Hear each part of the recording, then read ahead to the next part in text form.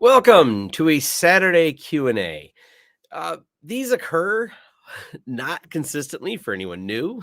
These are Tom's playing with tech, and there's not a lot else going on right now. I don't have a life, I guess, but well, I do have a life. I play with tech, and no one's home right now besides me, so there was no one to talk to. But I can talk to all of you, and I was doing this anyways. My wife's out of town, and I'm like, I don't really want to watch TV or YouTube, but boy, I'd like to share some of the thoughts I have on technology and answer questions. So that's a lot of what this is, somewhat unscripted, but there's plenty to, if no one asks a question, don't worry. You'll just watch me goofing away at all the things that I'm working on. And what I'm trying to pull up here.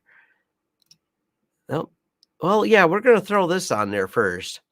This is one of the things I'm playing with right now. And the I don't know how I feel about it yet. So it's interesting. I'll say that. This is very similar to the one Jeff Geerling reviewed. There's one that used a Raspberry Pi compute module KVM.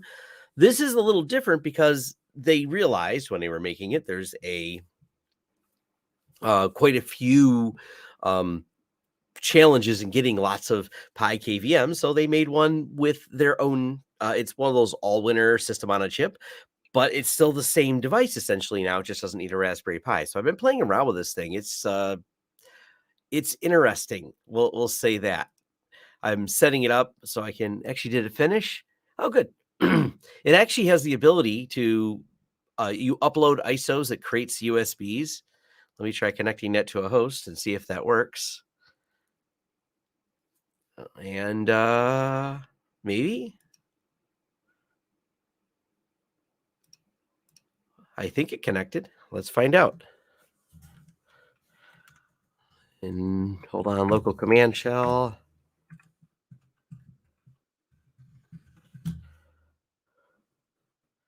Does it think it has a USB attached? Yes, it does. So interesting. I attached a USB to this. I'll talk about this more in a minute. answer people's questions, knock things off my desk, and let me move my space. I'm crouching down like this. It's finally cold enough to turn my space heater on. I don't actually have my furnace on, but my space heater's on. It's here in Detroit. It's finally reached some of the lower temperatures. It's been one of those rainy days. So let's scroll up here, say hello to everyone. We have Cody. Happy Saturday. Absolutely. Early greetings from Seattle. Awesome.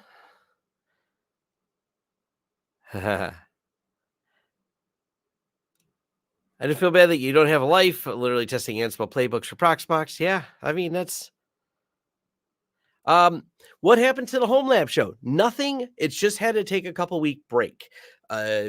There'll be more details later, but me and Jay's schedules haven't aligned. Is the short of it. So while me and Jay's schedules have not aligned, that we didn't have either one of us have the ability to do the shows on those Wednesdays. So nothing really lined up the way we were hoping.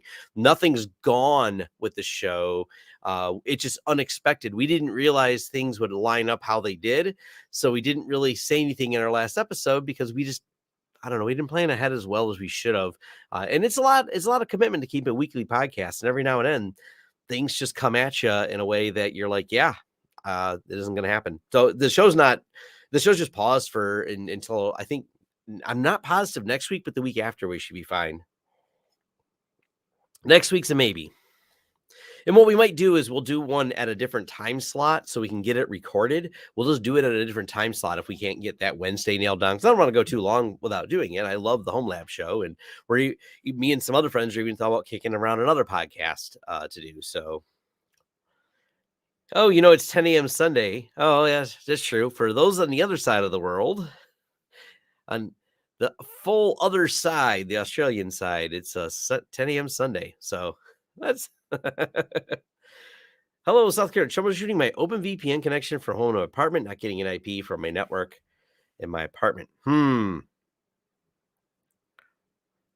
Interesting. Farmington Hills. I'm assuming you mean Farmington Hills, Michigan. So hello, my local friend who's also enjoying this miserable Michigan weather. Just built a new TrueNAS server. What's the best way to transfer data to an old system? rsync the 13 days. Well, if the old system was TrueNAS, then the best way to transfer it is going to be ZFS replication. If the old system's TrueNAS, if the old system's not TrueNAS, then yeah, I don't know. There's rsync. That's probably the best one. That's usually rsync's kind of like the universal language of I need to get it off of this device to that device, and the two devices don't speak some type of language that's faster. So rsync is the glue that will pull these devices together so we can get the data from where it is to where we want it to be. Rsync may report a longer time to transfer than it is. When rsync first syncs in indexes all the files, it's going to be a lot longer than the actual time, but not always. Sometimes it may take, I don't know how much data you have. So that's a math equation of what the transfer speed of the drives. This is actually something people may not realize, or actually I'll bring up here because this is going to come up when I do this video anyways, is there are some transfer limitations to these spinning Rust systems. And if you're putting in one of these systems, you could be hitting the speed limit of the drive itself. And this is going to come up when I make this video about this server here, because I'll be pointing out, check this fancy 100 gig connection out on this server. And there's also a 100 gig connection on the server below it. Now the server below it is a 45 drives XL60 server filled with spinning drives. That's not going to saturate 100 gig, so that there's a lot of limitations more than just networking. You've reached true fame time when you have fans in Idaho. There's tech people in Idaho. There's the surprising part.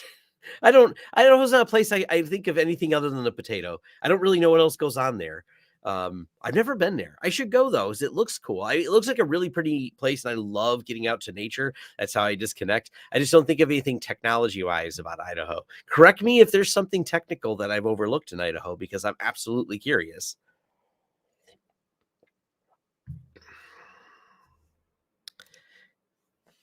I've never used Cloud for access, so my answer is tailscale.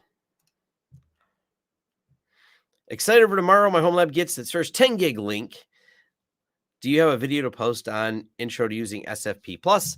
I should probably make a new one, but I have get some DAC in your rack. I've got a video. I think that's the title. Put some DAC in your rack. So if you look for SFP Plus and DAC, I've got videos where I talk about it. So yes, essentially. Yes, Michigan. Yes, then the wonderful rain. Yeah. New to XO after Proxmox. Wendell mentioned to use unlock script. Could you elaborate on that? Been watching your videos. If you look for the I have a getting started with XCP-ng that will walk you through getting started with it. And within that video, I discuss, and there's a video that you can find on my channel of how to build Zen Orchestra, and that script is all linked into the video. So I might make a new one. Actually, I did make a new one.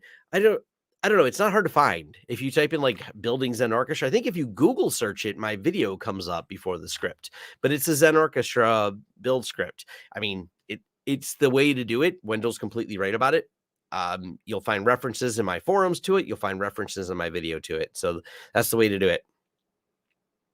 Interface template to work. Good stuff. I'm not able to access UniFi self-hosted portal after changing router to pfSense. I can't think of. Are you talking about you can't access it internally or externally? Generally speaking, no. I mean, unless you put a rule in to block it, there's not if you're talking about reaching it externally, I mean, unless you put a rule in to block it, when in doubt, reboot it, see if it works.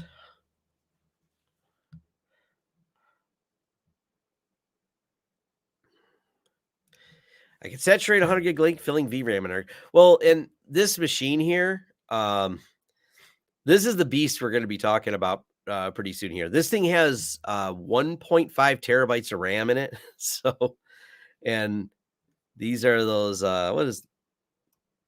these are, hold on. I have it over in my other notes. Where's it at here? These are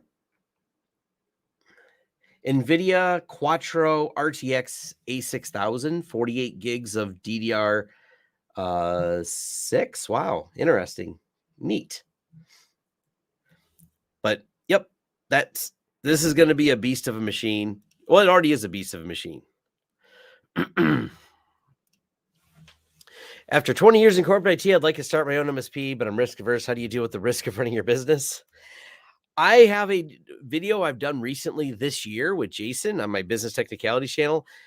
It's titled, I Hate My Job Isn't a Business Plan. And I just say it like that because if you are risk adverse, don't start a business. The cost and challenge of starting a business often means you may not be profitable for a while, or you'll be profitable but not realize your blind sides. Because there's some people like, I'm making all this money, and I'm like, oh, how's your cyber liability insurance and all the other things you need to take care of? And they're like, cyber liability, what? And it's one of those things. There's a lot to it. I'm not tailing anyone. I'm not trying to be a gatekeeper and say don't start a business.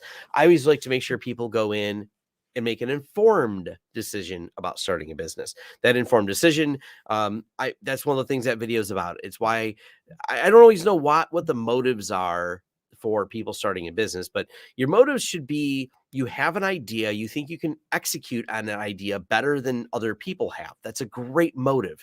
The motive of, I bet I could do it better than the other guy because the guy I work for sucks, is not the best motive. And that can be a challenge. So I try to make sure you have the right mindset and intent before you start a business. And risk averse is not the right mindset or intent. I'm stuck on 1 gig because I went all in on Omada, and their 2.5 gig and 10 gig are too expensive. Yeah. Hold on. Did I read that right?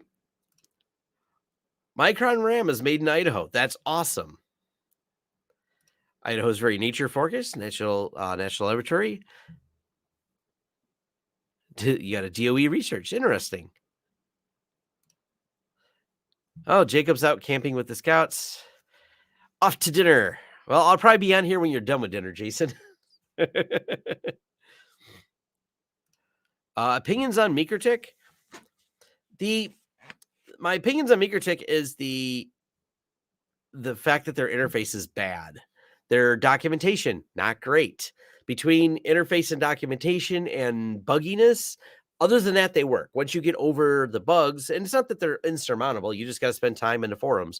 And that's the thing. You got to spend time sorting out why something isn't working the way you may have expected it to. The basics work fine. If you're just looking for switching and VLAN, it's any of the routing functions that it gets complicated. There's ways to get it done. You just got to work through their menu system to do it. Does PPSK change anything you're doing commercially? Not really. It's neat. Maybe we'll use it somewhere. I think it's kind of cool. I think I said that one. Micron made there. Awesome. I was watching your last Homelab videos. You did a tidbit on your lab. Someone had an IP KVM in the lab, but it was expensive. Yeah, that's the problem. This one right here is one of them that's getting cheaper. This BLI KVM. You got to buy it from AliExpress as part of the problem. So when I do my review of it, that's probably going to be the challenge of it's relatively inexpensive, but it's also something that you can't just even grab from. Maybe it's on Amazon. I didn't look, but when I first looked, it was only on. This all came from like AliExpress, so that makes it a little bit. I mean, less. It's not that that's hard to get. It just takes several weeks, and we're so used to, hey, look, I can have that tomorrow or in about 3 hours from now. That can be at my house. So it's going to be something else to consider on different KVMs like that. I just made my first Proxmox home server. Nice. And any recommendations? I'm just starting to feel, by the way, I've learned a lot from your videos. I mean, whatever you want to run on it. I don't know that I have any specific recommendations, just whatever works, whatever. Pick a project, start with an idea. Most of the time if you're home users, you're like, well, maybe Plex and maybe that. It really kind of depends on the path you're going down. You can only view the portal on the computer it is installed on. I'm not able to view it on the local network computers. I'm not sure. Post the details in my forums and maybe someone can help you troubleshoot that. That machine is insane. Yes, it is. Affordable PTZ outdoor. I don't use any PTZs. The reason why is because they're never pointing where you want them to. That's the big challenge.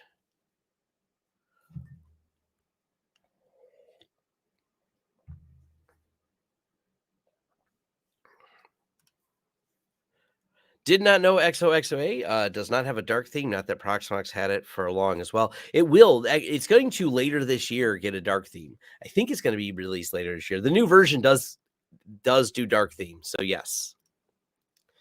I consider site-to-site VPN with friends and family. Historically, YouTubers said is deploying pfSense own VPN at each site, but Tailscale on relevant systems taking over that model. No, Tailscale's solving a different problem. I've got a video. I kind of noodle around my videos. Like I start writing more outlines. I don't really script them, but I outline what I'm working on, and sometimes I record pieces of it. I've got one for tailscale coming up. And my biggest reason, and I went all in, I've been using it as I've traveled as my only VPN for things for about 3 or 4 months. I wanted to really test it everywhere I went. So all the weird traveling and stuff I've been doing, whether it's for business or other, I've been really doubling down on tailscale. Now, the biggest reason why is tons of home users, like the number OpenVPN, I've got plenty of videos on it, but lots of home users are asking me a really solid question that I don't have an answer to. That's easy. Easy is the important part. There's not that there's no way to do this. There's no easy way to do this. People are stuck behind CGNAT. Matter of fact, where my dad is in far northern Michigan, he's stuck behind CGNAT. And if I wanted to reach something that's far in the middle of nowhere where my dad lives, for example, I'm going to use something like Tailscale because it's easier to get into his network persistently when things may change and switch around or whatever. And if you're running multiple connections for failover like Starlink, and we actually have a few clients using that, it becomes a no-brainer. Once again, you can throw a tailscale node in their network and you always have connectivity. So it kind of solves some of these connectivity problems in such a simplistic way. So it's not like if you have the option to use OpenVPN, use it. So it's not a replacement. It's more of it solves the problem differently, and it solves the problem for people stuck behind CGNAT, especially. So 48 or pfSense. I got a whole video reviewing them. It's not like you can just drop one in for the other. 40net or 40 gate is going to have some more 40net, 40 gate, whatever. They're going to have more features than pfSense. And if those features are on your checklist of requirements, you're not going to be able to use a pfSense. So you have to start with, I did a comparison video on there that covers a lot of things. That's going to be an important aspect of it. I mean, I like pfSense over 40net, but if you say I have to have web filtering, I can tell you that you're not going to want pfSense if that's your requirement. How's your voice today? Better. Best thing about PPSK is you do MDU combo supplying Wi-Fi. You only need one SSID to make it easier. Still multiple passwords. Yes. Pi KVM is a sweet KVM. Yep.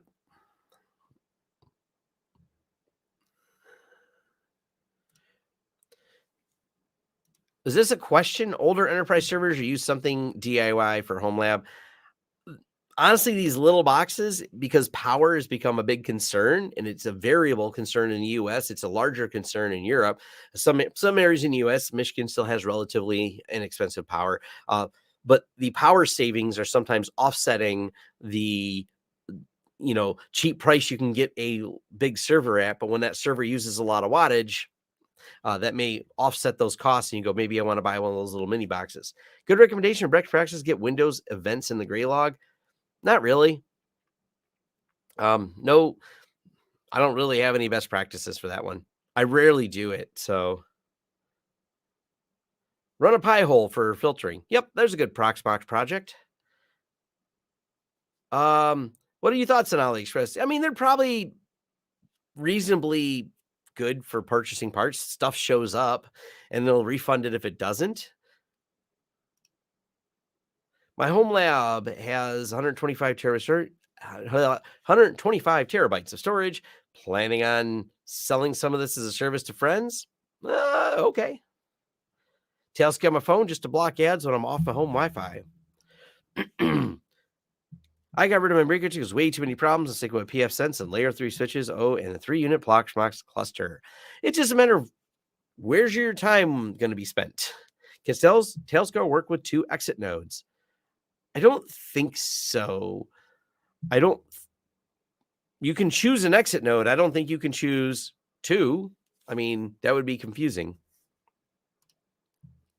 I tried switching to OpenSense because the drama around pfSense, no matter how hard I tried, I just hate the interface. pfSense so much. Also without PF blocker. Yeah, people way overstate drama that happened years ago with people who I don't even think work there anymore. So, and even if they do, isn't the idea of humanity that we learn from something dumb we did, even if that dumb was on the internet?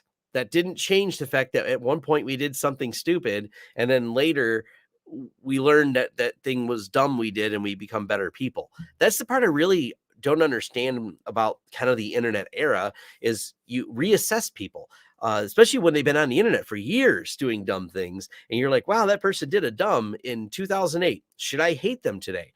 Well, since 2008, they have progressively done a million good things, but we got to focus on the dumb they did in 2008. We can never forgive that person. They should probably stop existing. It's like the attitude people have. And I'm like, no, we assess people and say, are they better? Now, sometimes they're not. And you're like, they're still dumb. And we still need them to be not on the internet or not around me.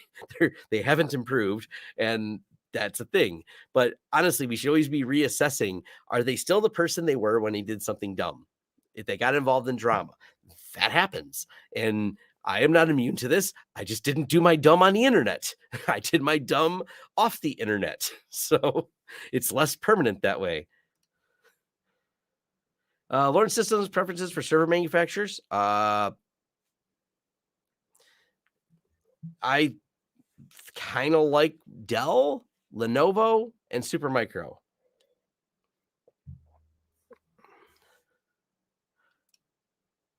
I love my SFF boxes. Homelab use 3 Lenovo Think Centers. How to block content on school labs. Nah, I don't know.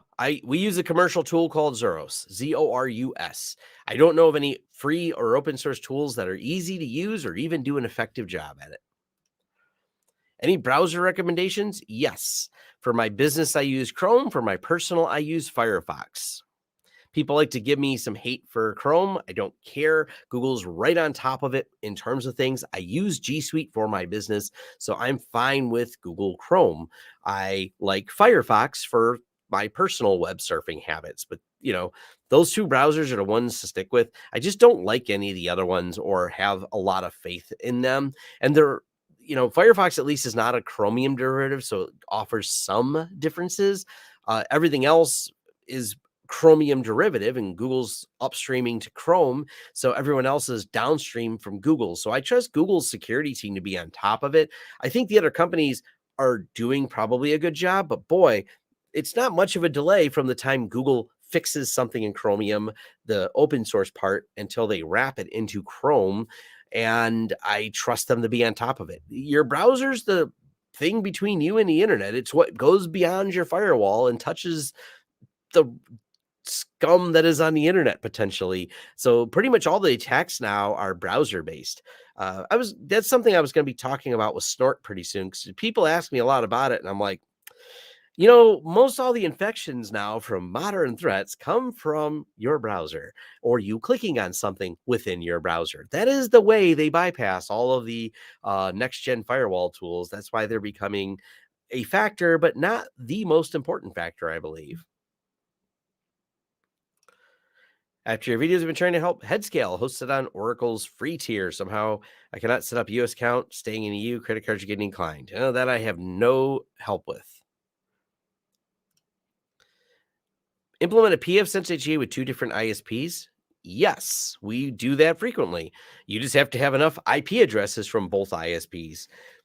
So we have, let me turn my, now more, I can turn my space heater off with my feet if I just reach down far enough.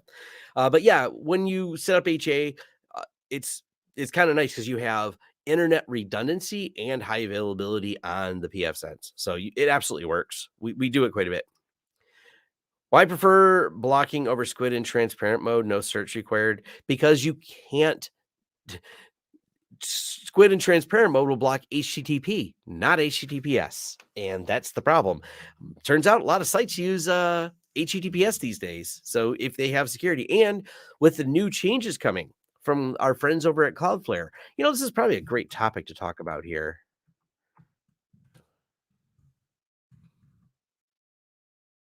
Encrypted, what's their, it's got a new name. That's the old name. What is that new name of their uh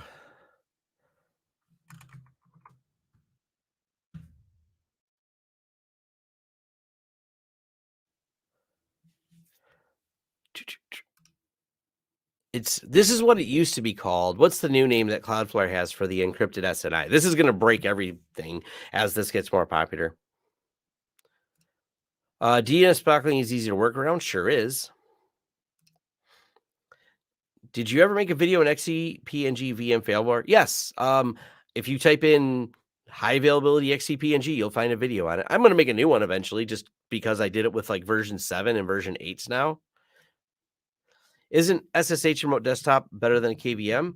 Yeah, but how am I supposed to get to this interface and load Proxmox from the BIOS if I SSH in?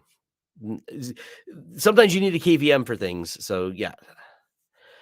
I have a whole video where I spend 15 minutes explaining overlay networks. I think I call it VPN killer. So that video has graphics and everything I put together in it to really dive deep into the differences. Is it okay to use Cockpit on Cloudflare tunnels? I don't like publicly exposing high level interfaces, I guess, like that to anyone. So for me, no. For you, that's depending on your risk tolerance. I don't expose my SSH, and in Cockpit may as well be SSH because it has that level of control. Is it worth installing OpenWRT in a router with stock firmware? Probably.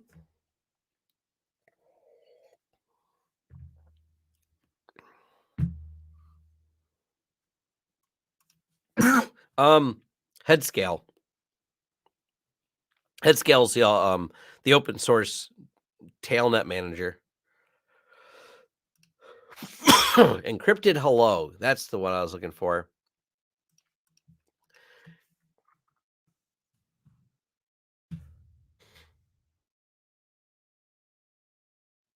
We're going to drop this in the chat because this is a fun discussion, right?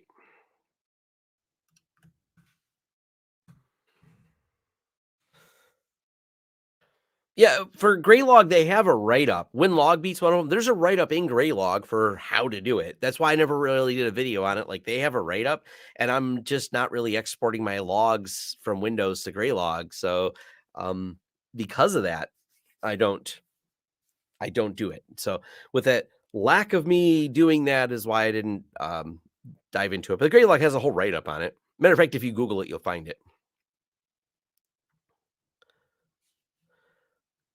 But we're going to talk about this for a moment here. Encrypted client, hello. The last puzzle piece of privacy. Yeah, this is going to break everything in terms of the enterprise. Well, no, I take that back. It's not going to break my setups because I have been preaching this. I have a whole video called Internet Filtering. I talked about all the challenges, and I talked about ESNI because it predates the encrypted hello. There's just a lot of challenges. There's already a lot of problems with the QIC protocol and web filtering. When you're doing web filtering at the firewall level, it's a bad idea. I've been saying it for years. People have been arguing with me for years. This is going to break, and the solution is going to be dumb. This is the solution Cisco even had when the QIC protocol came out and TLS 1.3. Cisco wrote a blog post on why you shouldn't be using it. It makes your internet suck if you turn it off. Where if you're used to a fast internet and you're like, why is the internet so slow at work? Well, our Cisco's can't filter the internet, so we do it this way. This is one of the reasons we use I mentioned this just a few minutes ago, Zoros. We use a tool that plugs into the browser in order to understand where someone's going, in order to filter and manage threats and sites, because that's where the decryption's happening. So that's one of the reasons that we've moved to this. So this actually won't have any effect on any of our clients.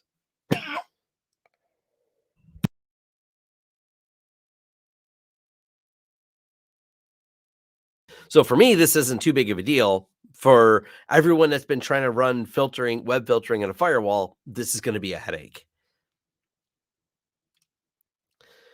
I might make my very first Proxmox server, HP Pro Desk 600G3.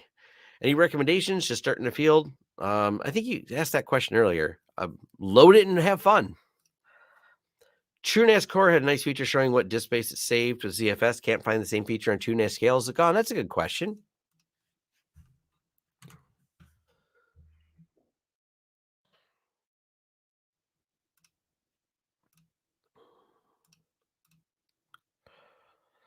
Because it would be showing the compression. So where does that get shown, or does it? Used available. Maybe it doesn't show it. You're right.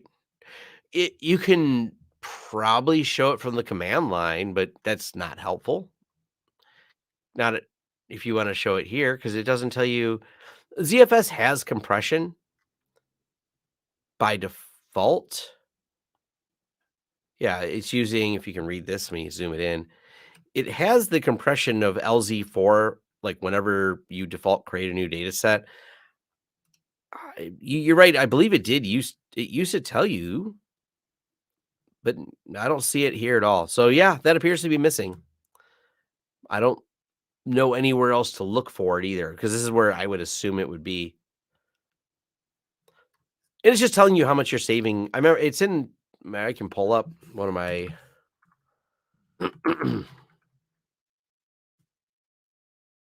other servers.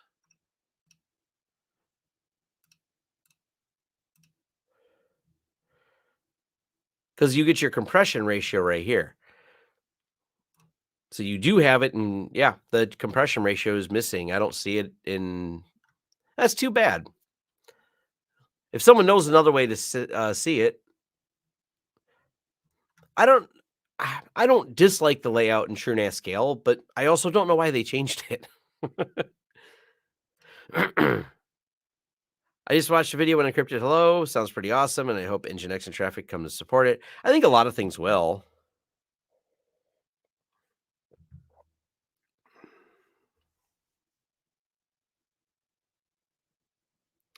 Well, this is the reason people are going to switch to more tools like Zoros, because you're right, the firewalls are going to fail at this. I mean, well, no.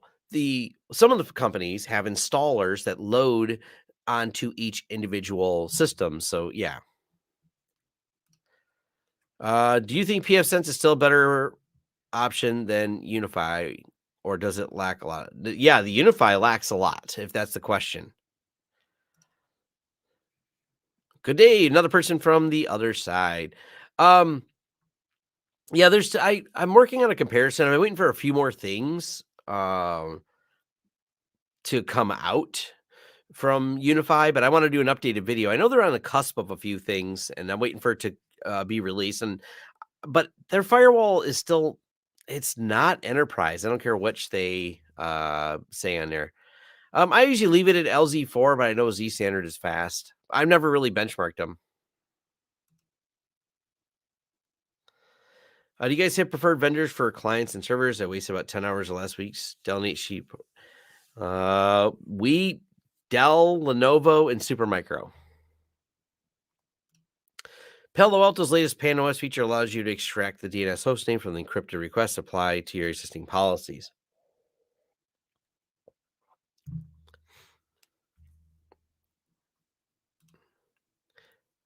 Well, I would have to see the notes to see if it actually can extract the encrypted hello, because you can't man in the middle of this unless you have a certificate.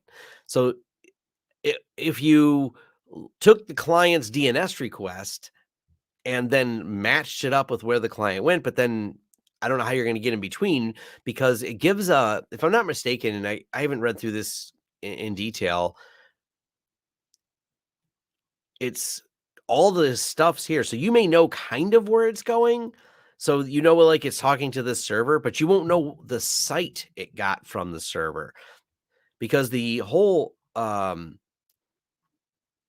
it right after the hello, the outer extensions, there's a shared certificate. And this shared certificate can have any number of sites in it. So you don't know the exact site they went to. That's my understanding of it. Someone correct me if I'm wrong, but it seemed pretty solid from what the little bit of reading I did the other day on this. So I don't think there's a way to grab that. That may fix some ESNI one, where it does have to talk directly to the server, but in TLS 1.3 breaks that as well. UI changes coming in the next major version. Yeah, I'm looking forward to the new scale version. Is the tunables in TrueNet's core now only an enterprise feature on TrueNet scale, setting up iSCSI over fiber channel?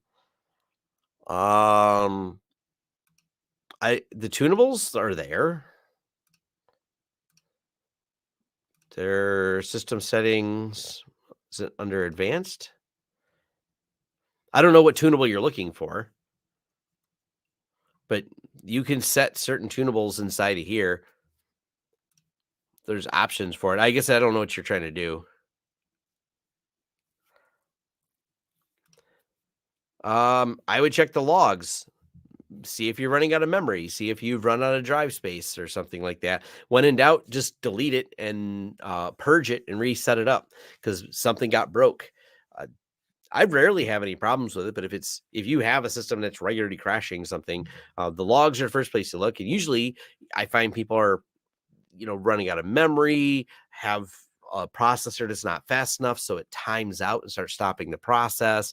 So you can run top and just see what the system load is under while it's working. So those are a few options.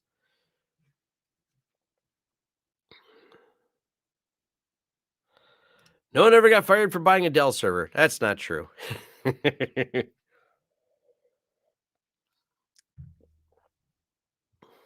A lot of questions come up about ZFS. If you have a mini PC collecting dust that doesn't support ECC, does it really matter? You do not need ECC to run ZFS. I think I did a video recently on that topic as well. People still argue with me about it, but that's okay. They have a right to do that. Using UniFi equipment, but with pfSense handling the firewall, is this still the best way you think? Yes. We do not like the UniFi firewalls. They're more difficult. They're actually harder to configure in some ways because their rules are weird. We just did a live stream. I think I did it on Raid Owl's channel, where we were just rambling together, me and a few other of us. We're like, why is this so goofy? Like, why did you guys make this confusing to people that do firewalls? It's just weird.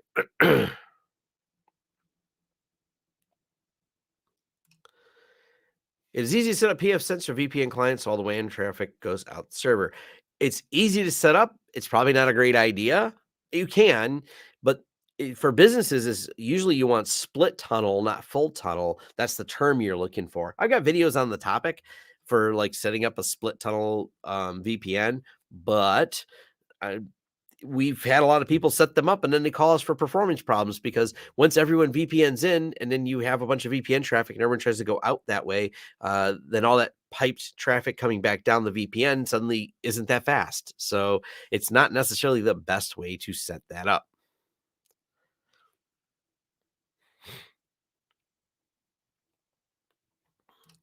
You're absolutely correct. I read a little further and it says the block the ECH, it can't open. Yep. PSN wants a password to console. PSN set up a password to protect console being unchecked. Nope. No idea.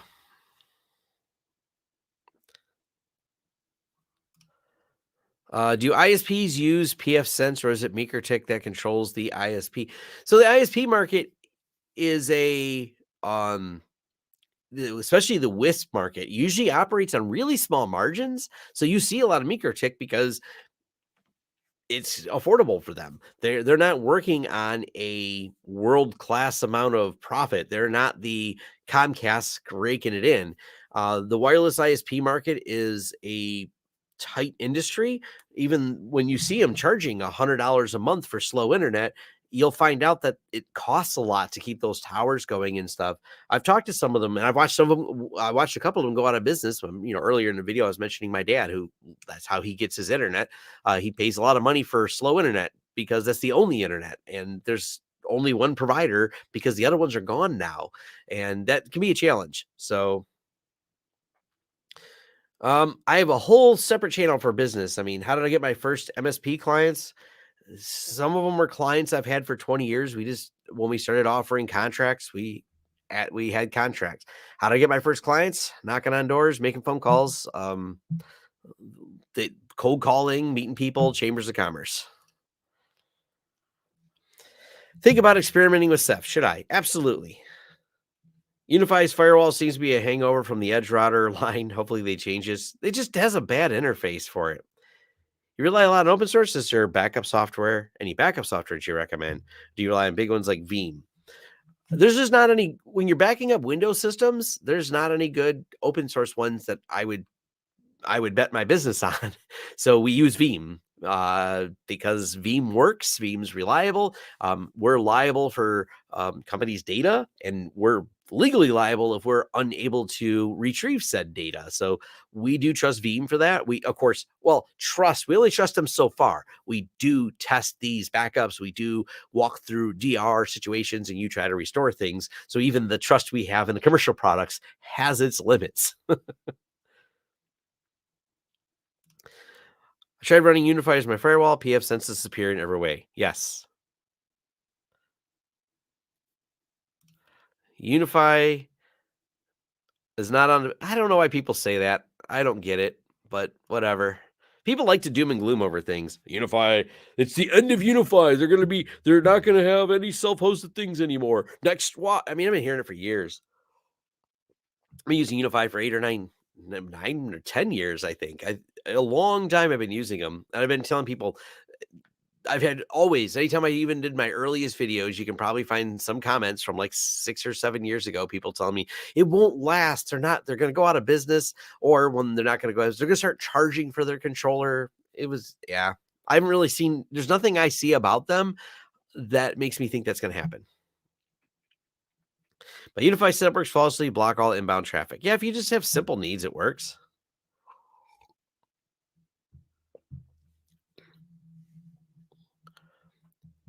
Oh, yeah, if you block quick at work, you're just asking for a worse experience of the internet.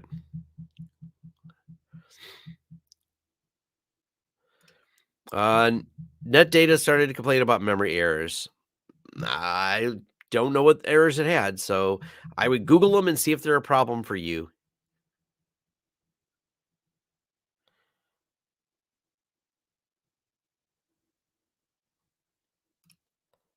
My ISPs use Nokia. Oh, yeah. Huawei, isn't it the other one that's really popular?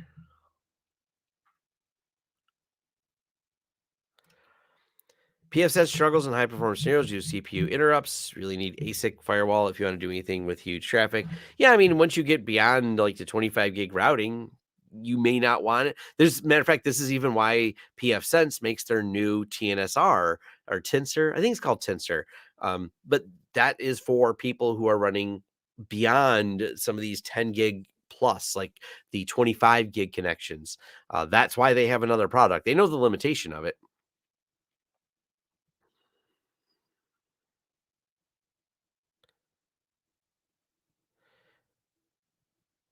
Let's see.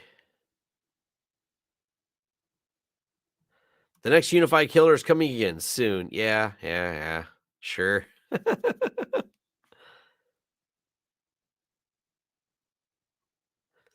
I don't. There's other people doing MikroTik tutorials. I don't use it enough to do a tutorial, and it's not worth doing because even the people who are good at it that do tutorials, I can't remember. There's if you Google, there's like one person out there, the Network Berg, I think it is. He does MikroTik tutorials. They get very few views. So it's all those disappointing things. Like, take the time to learn it, spend lots of time in forums figuring out all the commands, make videos, spend hours and hours and hours, and then have very few views on it. It isn't really that's why I'm never really interested in it, and because I don't use it anyways. But if I thought something had such a value to the home lab market, it was so much less money. It would save people so much. It would be worth it for me to do this video to explain it to them, even though I don't use it. I might do something like that. I prefer though to talk about the products we use, and we use a lot of UniFi, and it works really well, and it's not that much more expensive than MikroTik.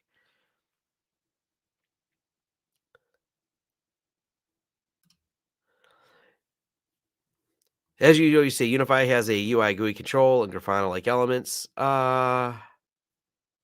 Yeah, I mean, you can even tie I've seen people tie Grafana to it if you want more stats out of it.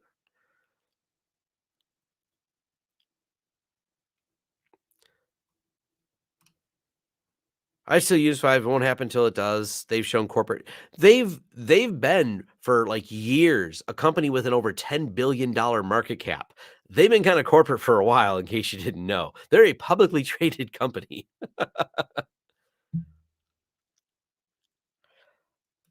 Is PF Sense and a Proxmox a good idea? It's probably a headache. It depends if you know what you're doing. You're adding 2 complex things together. So if you're really good at Proxmox and you're really good at PF Sense, no problem. If you're bad at either of those, you could have an uphill battle and it could break on you. But if you're going in it for the learning experience, absolutely, it's a great way to learn both products.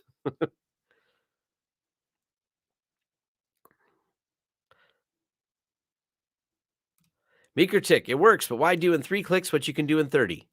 Yeah, there's sometimes just weird boxes. I remember even when I was setting up the VLANs in it, I'm like, why do I have to go to multiple menus for this?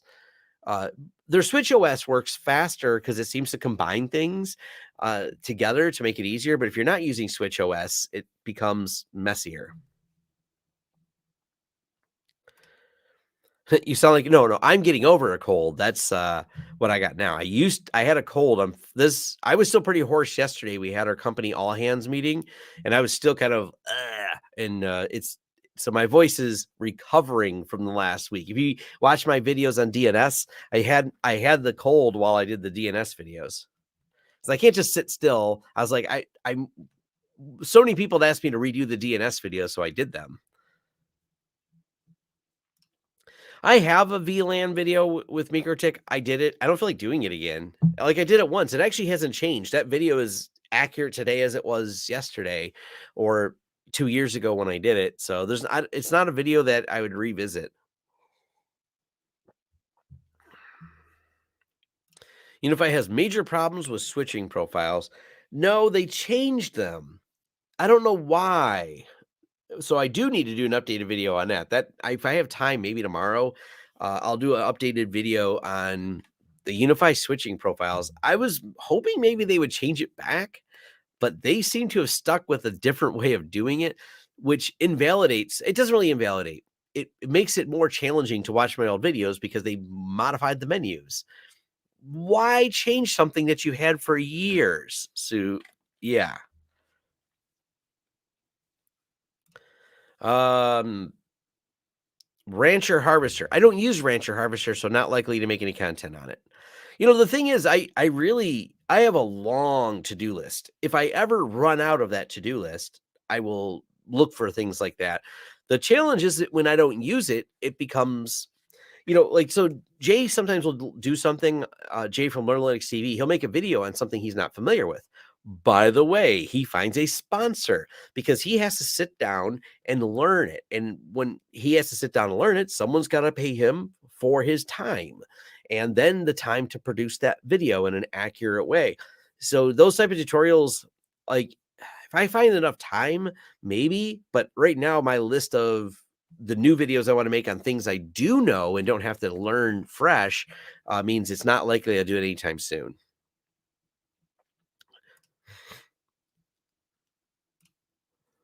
I have PF Sense running Proxmox. It works best if you pass through a network card. Yeah, that's true.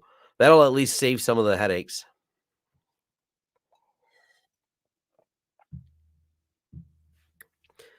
That was I was going to mention it too. Techno Tim does have some really good rancher videos. I think he uses it professionally for development, like in his day job. That's why he's good at it. I know he plays a lot with a lot of those things. So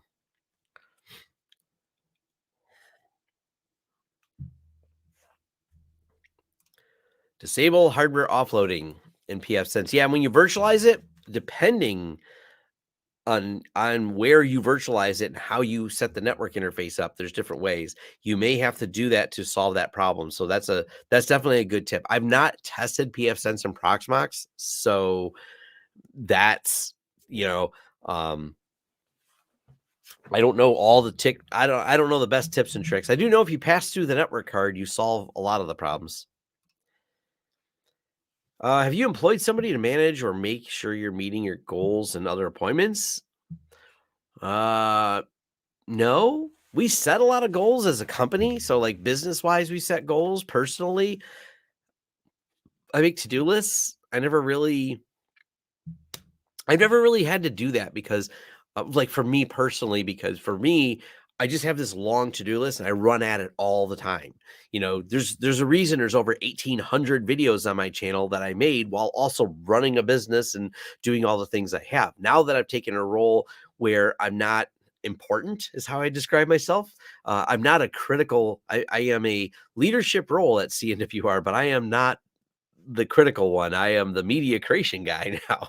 And I still have some ownership in it, but I'm still not. I mean, we set goals for what we want Tom to get done as a company. So I'm aligned with what we're doing, but it's not something I really needed, but it can be a really helpful tool, which you might be looking for as an accountability partner.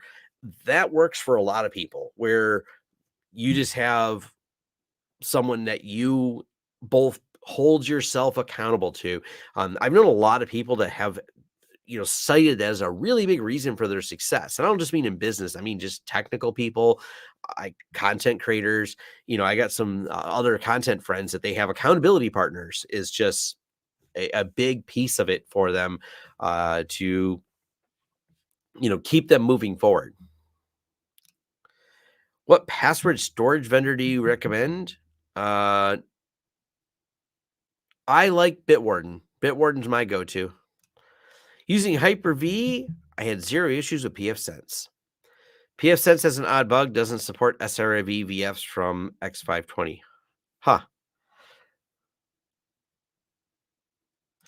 Did Technotim quit his job to go YouTube full-time? I don't think he has. I talked to him. I talked to him pretty regular, but I've never really asked him if he still works or not. It's been a little bit since I've asked him about his job. I know he works as a developer. I don't know if he's gone YouTube full time. Talking about hiring a board to guide the business. I mean, we got about 30 employees. We are the board. I'm part of, we call it the leadership team, not really a board. I guess it depends on what your needs are.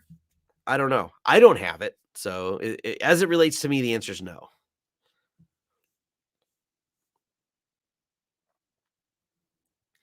By the way, work any word on it. When I make alias ports with pfSense, ports do not work. I post in their forums. I'm not aware of any problem with it.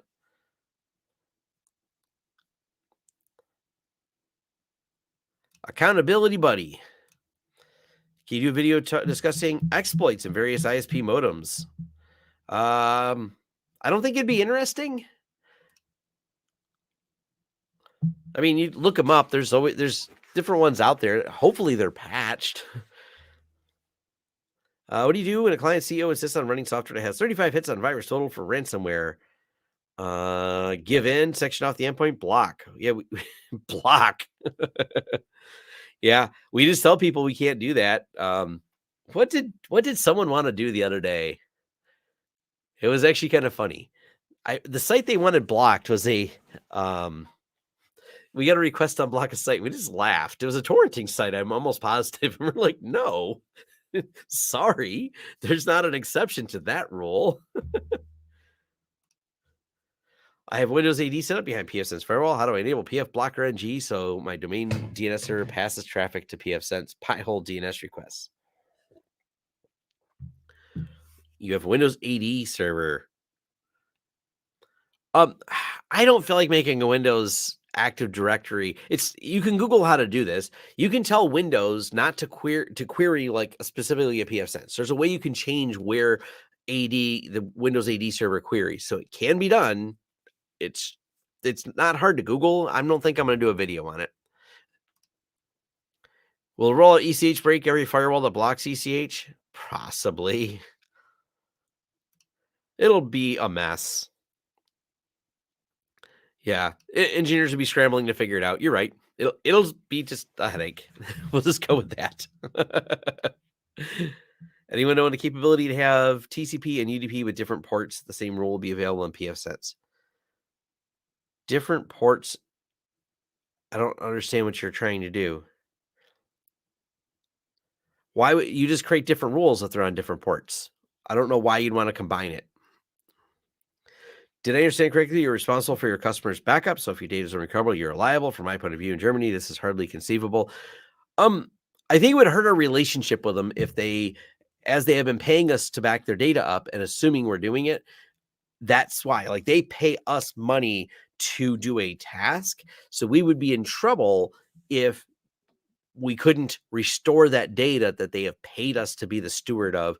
So there would be some legal liability because if you say you're the maintainer of the data and you're backing it up and suddenly you're not, that's how you'd be in a legal trouble. What gets worse here in the US is they're sorting out the laws. Some of this has been shot down, but they actually at one point wanted to make IT companies even more liable just for any of the problems with these businesses. And we're like, no, we can't just be liable for their ineptitude because, like, we do everything we can to protect a business. But if someone goes around doing something that causes some of their problems, I can only put bumpers around them so much. But generally speaking, if you've been contracted to do a thing, you should have done the thing. And then we have insurance policies on top of that. So let's say the ransomware operators were able to destroy backups. This is actually something that does happen.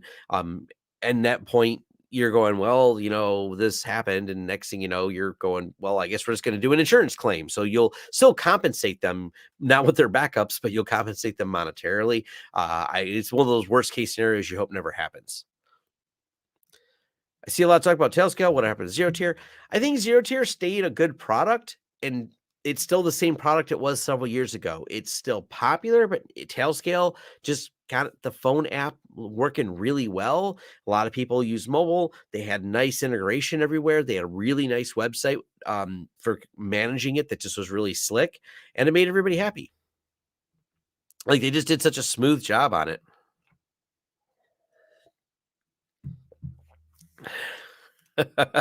Lawrence gives his all hands meeting from his 200-acre off-site winery. Actually, who wants to see? I'll show a couple photos here.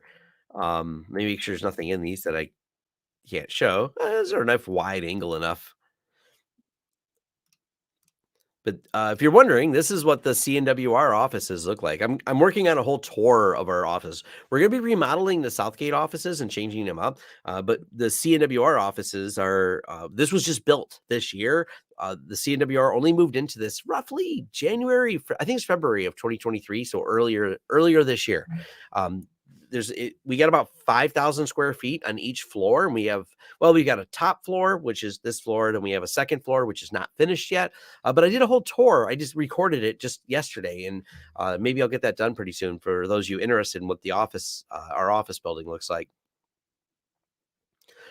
with all the staff and everything in it.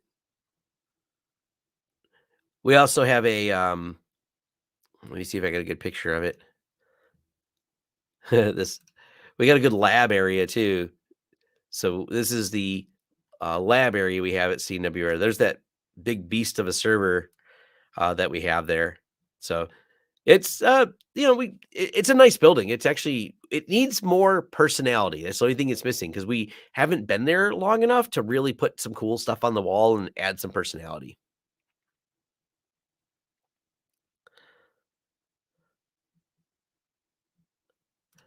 What are your chances of you showing a brief of your to-do list? Oh, I can share that. Let me figure out because it's in my I use that Zettler tool. Hold on, let me find Tom's to-do list. Oh, it's full of profanity though. Hold on. I don't know if that's good. I'll read it. Updated video on LNAV. Getting started with PF Sense 2023, getting started with XCP-ng 2023, which by the way, I should just change these to 2024.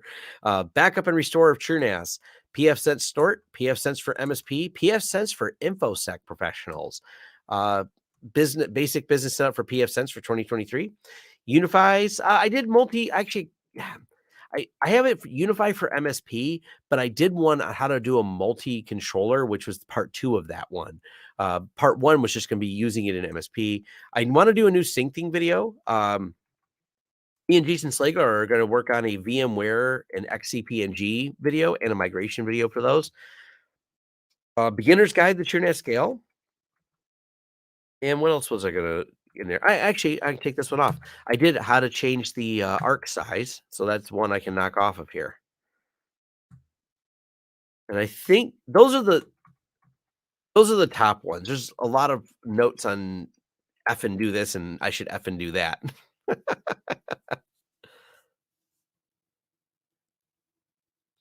If the US ever got GDPR equivalent, it would call it havoc. Yes. Like it or not, enterprises block quick and man in the middle of traffic, and they will for years to come.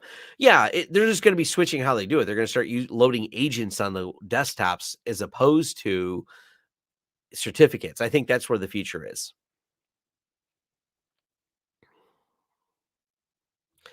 Thanks for the accountability partner idea. Hey, do you do consulting outside the US or Europe? Yes, we do. We consult all over the place. We got clients in Australia, France. Well, that's Europe. We've done, trying to think. I know I consulted with a couple. There's a couple of them in like Egypt, I think it was. It was actually just on a storage server, but it was, they were really nice to talk to. They're everywhere I've talked to, everyone starts by, "Oh, apologizing for my English." Why? Your English is amazing. You're more articulate than I am. Got to 3D print more LTS logos. Yes. You're taking over the company, right? That is added, or is it going to be renamed? It's more complicated than that because I can't do things simple. So what happened is I split Lawrence Systems. I talked about this in my merger video. I peeled Lawrence Systems in pieces. So Lawrence Systems is an S Corp that's been around for 20 years, started in 2003. It is my namesake because I'm not clever with names. That's why it's called Lawrence Systems. It just took my last name. What I did was I took all my contracts, all my IT services, I signed a non-compete, and I put them into CNWR. That includes all the staff and everything. Like everything went over there. The non-compete says, hey, you can't do IT consulting under the brand Lawrence Systems, blah, blah, blah. The usual legal stuff. But I retain rights to the YouTube channel. That's why I didn't dissolve Lawrence Systems because I wanted it to, well, it also for legal reasons and tax reasons.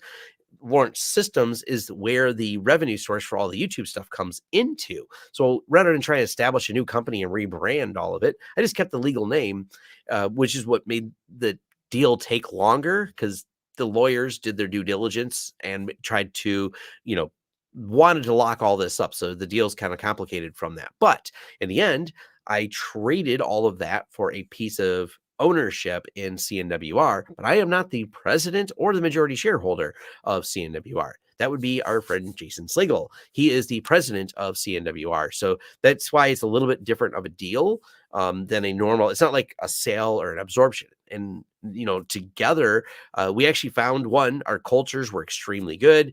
They really complemented each other. We both have, me and Jason personally share a passion for tech, a passion for doing a lot of these talks, public speaking. Jason's doing it more direct and in person, speaking at hacking conferences or IT conferences. So it's why we got along really well before. We knew each other for a couple of years, and I approached him and said, "This is what I'd like to do," and it's worked out really well. So it's CNWR now is all where the IT services land, and Lawrence Systems is technically just a media creation company. But I own this Lawrence Systems, and I am a part owner of CNWR, and I still do consulting and technical work under the CNWR.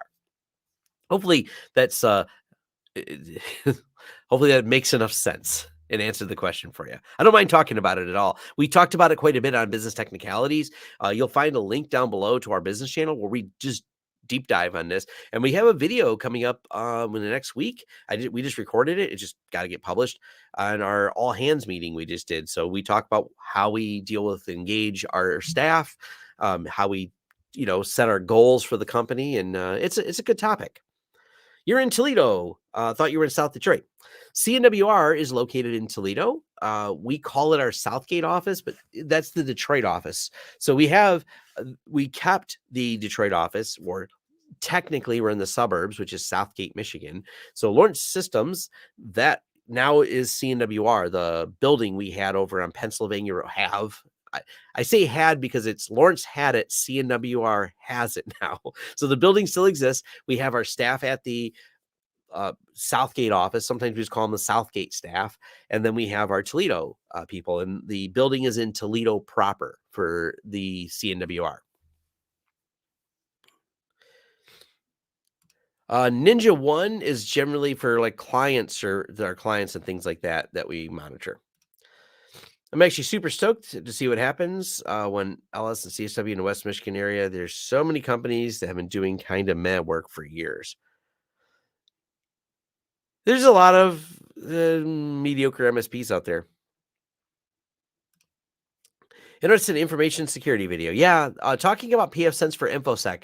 I've actually worked with InfoSec people setting up their pfSenses. So I want to talk about why it's popular, what they do with it, how they carve out data with it. So yeah, it definitely pfSense for InfoSec. I think it's going to be a good topic. Oh, you missed the merger video. Yeah, I didn't post as much about the business side. I really try to focus the technical side on here. So no apologies. There's only one video talking about the merger. That makes a lot of sense. IT is now under Lawrence Systems, and the other company is managing it now. Yeah. He sold his employees. I mean, I wouldn't really consider them a sale. They were all offered and got raises and everything else. So it's not exactly, they did not have to go to the new company, but they were offered quite the good deal to go there. And that was an aspect of it that was important, that they all had really good offers, bonuses, pay raises, things like that. That all came included with their migration to the other ones.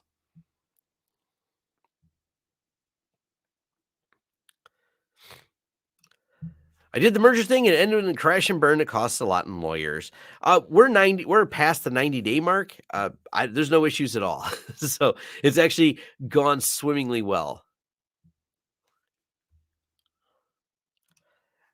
I do like the explanation better than Mumbo Jumbo. Lawrence Systems is a fine name, has a ring to it. Diversifying liability by creating separate entities is normal. Recommending you to get big enough. It's a sign of success. Yeah. For now, it's just simpler to keep part of it too. If I would have, it would have been more complicated, like I said, to rebrand everything. That's why I just kept the Lawrence Systems. What do we use for telephony? We actually, in the back end, are using a company called OIT. So we use a hosted PBX system. We got away from free PBX. Have you had a chance to check out the Security Union 2.4?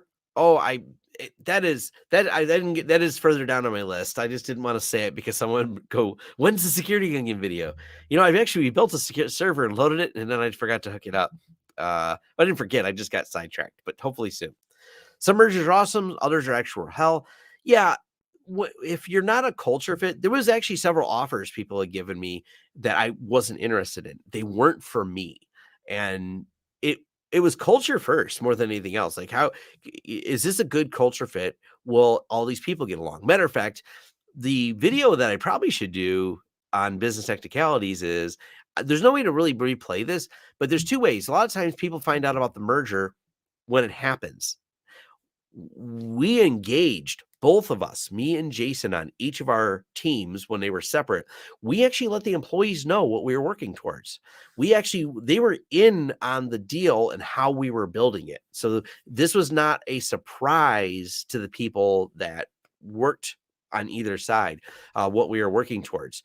And I believe at one point we even hung out together before the merger. We all went and visited each other. So we tried to be transparent with the staff as we knew that was an important aspect of it. But me and Jason being friends for a while before and really understanding each other's business pretty well made a big difference. And friendship is only a small piece of it. The bigger and way more important than friendship is respect for the other's business.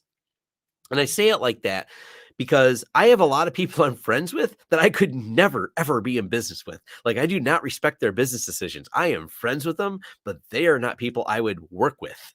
Friends is a good thing, but the respect you have for each other and understanding each other's business is a really key feature, and culture too. Because if you don't believe in the same things in terms of the way you want to go about it, you then have a culture clash where, well, the dominant culture is going to do it the way it's been done. So the fact that we kind of did a lot of the same things, even things like Synology, we were additive to a couple extra things they weren't as much into, but they were somewhat familiar with them. So it wasn't a change that much for them to start using some of the tools that we use, and we've actually enjoyed learning all the tools they use. So like I said, it's a lot of fun.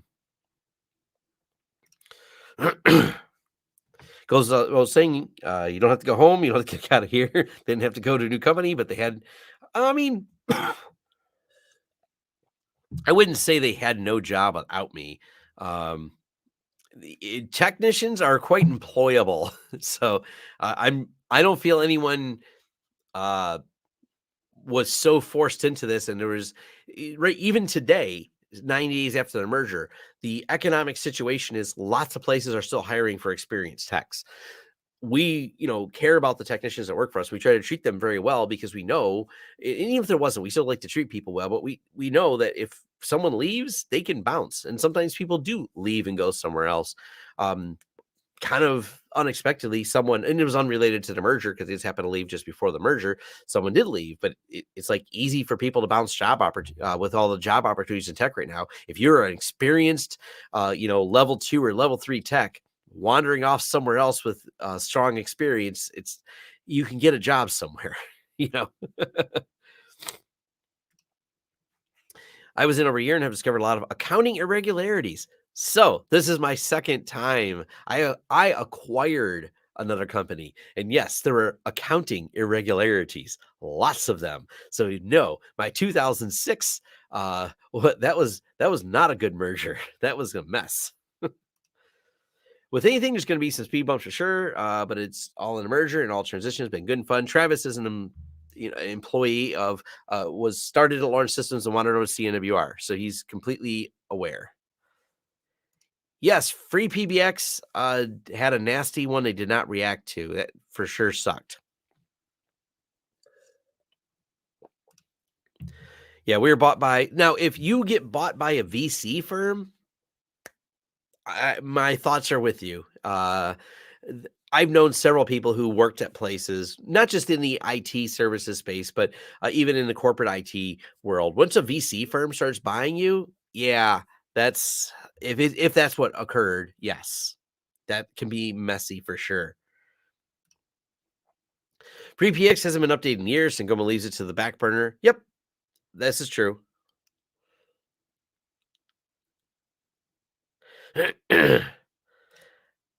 How do you find your employees? I found one of them at a flower shop.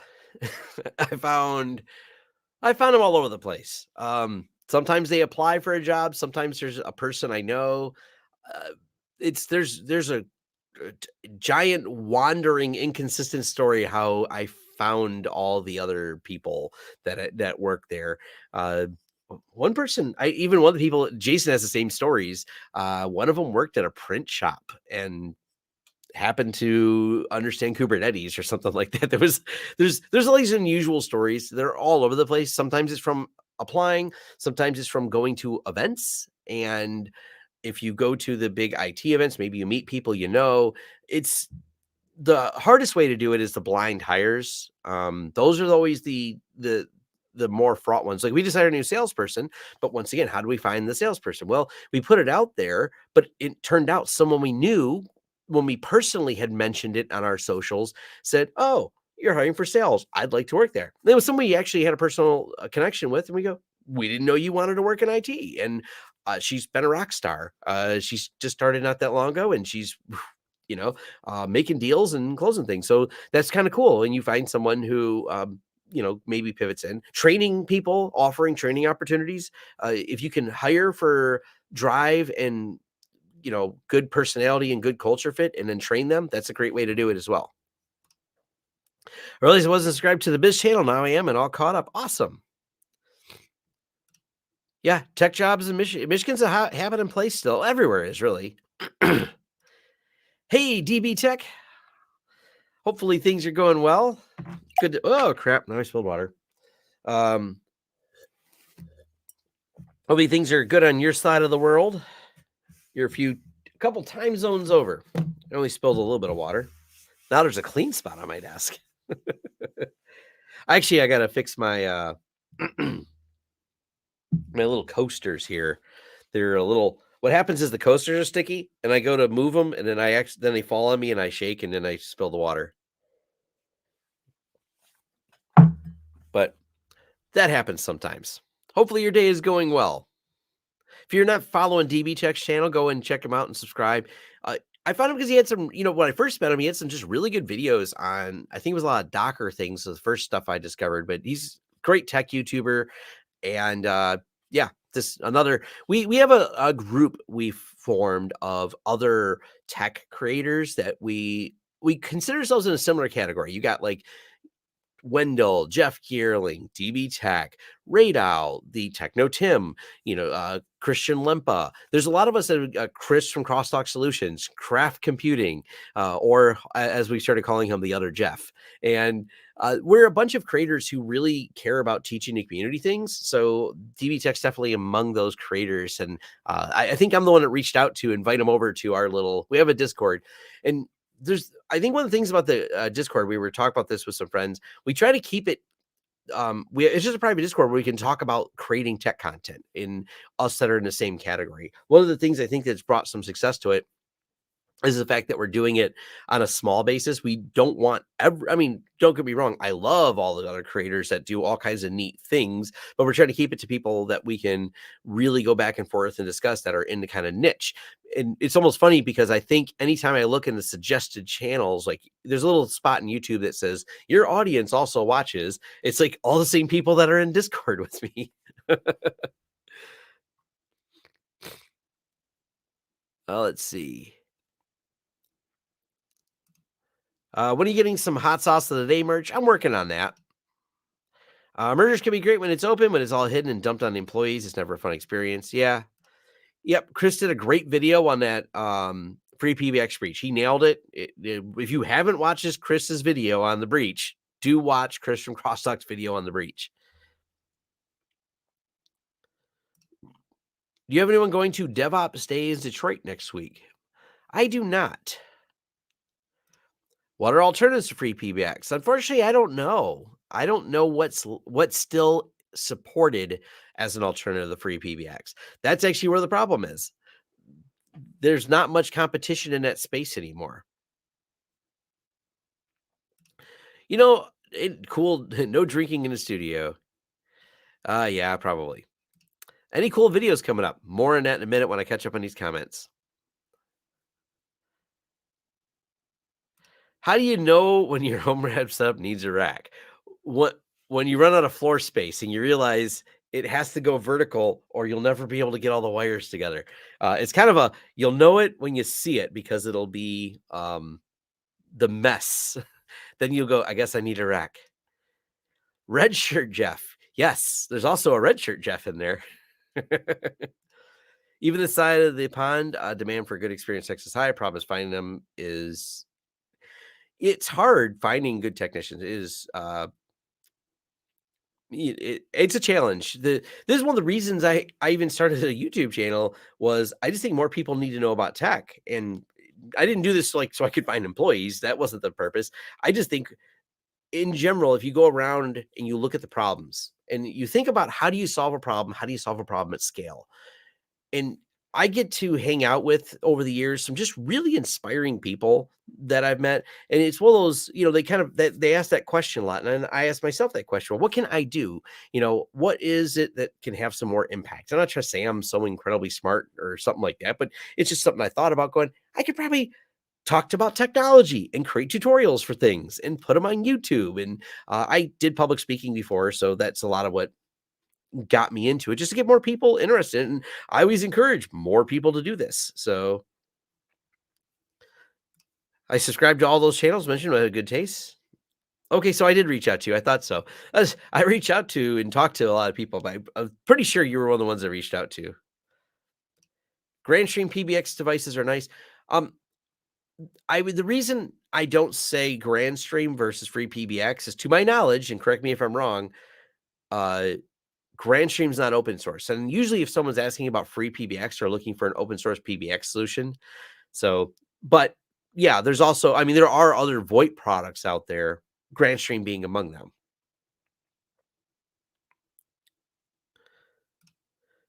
Got myself an industry, luck troubleshooting system business while working with IT department engineers, but moving IT org.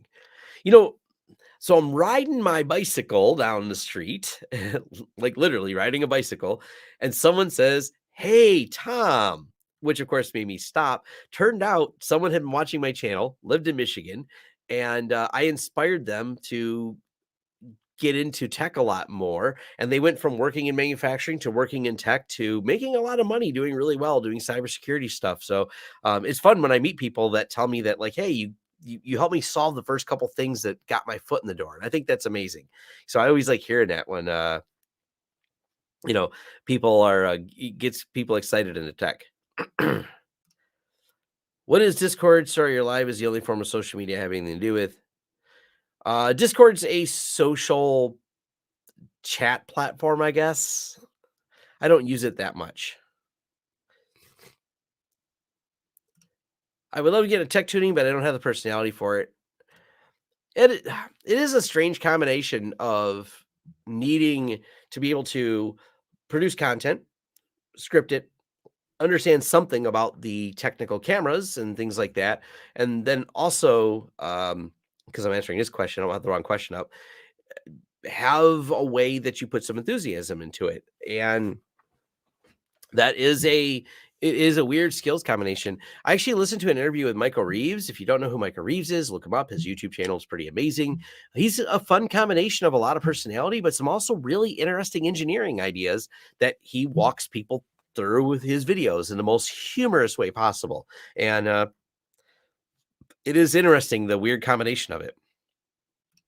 Do you think that entry level tech positions are a lot more scarce? uh, I would say the bar might have been raised a little bit. Might be. I think they want you to know more coming in. We do. But there's still there's still a lot. I don't know.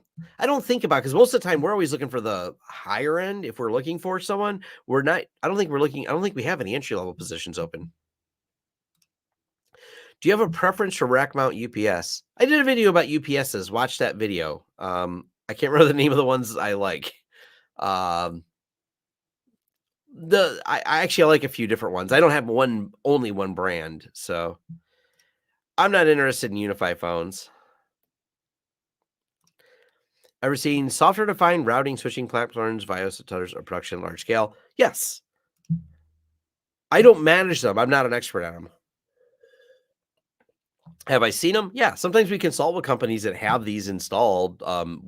My job doesn't involve messing with that. I just know that they're there. We just started an MSP in January. Your channel's been pivotal for starting us a 3-man team.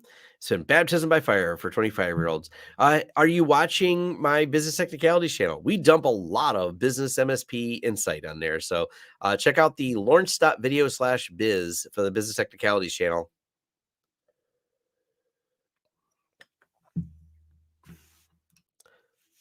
So they're not open source, but they bake in some open source on the back end of Grandstream. Okay.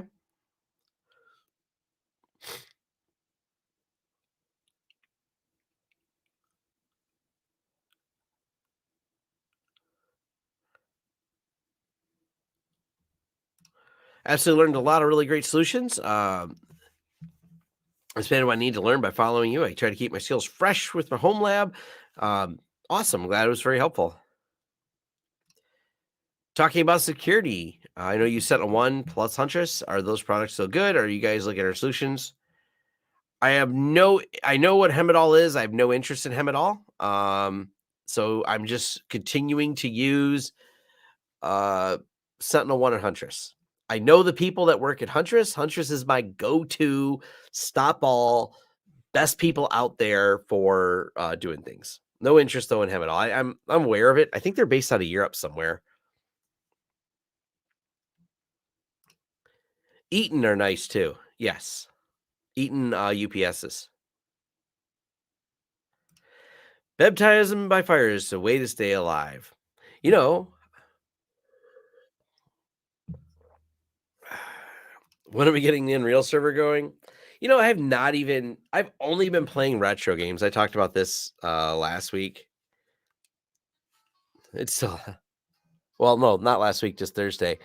Outside of playing this retro game, and I mean literally, like not a bunch of games, mostly this game. So yeah, I haven't been doing too much gaming. So I admit, been in tech since '94. Worked for 3 cybersecurity companies in next gen firewall and learned tailscale from you. Beer is for you. This beer is for you. I was just thinking about it. I need a drink, and it's 8:30 Eastern time. And if all these people, I don't mind. I'm just going to pause the stream while I go get a drink. Who said I said, correct me if I'm wrong, and a Willie Howe appeared. Does Grandstream give you the source code? I'm not saying they're not based on open source, but do they give you the source code? I guess would be my question. Could I run Grandstream without any Grandstream hardware, for example? Because giving you the source code but only works in their hardware is also a different thing.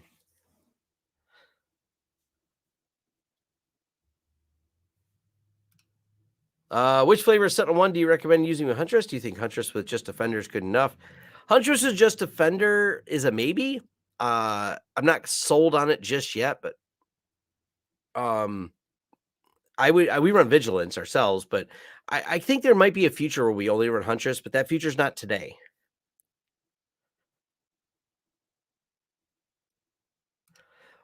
Wait, they're a company that honors GPL? That's the most shocking thing I've seen today. There's any company honoring GPL?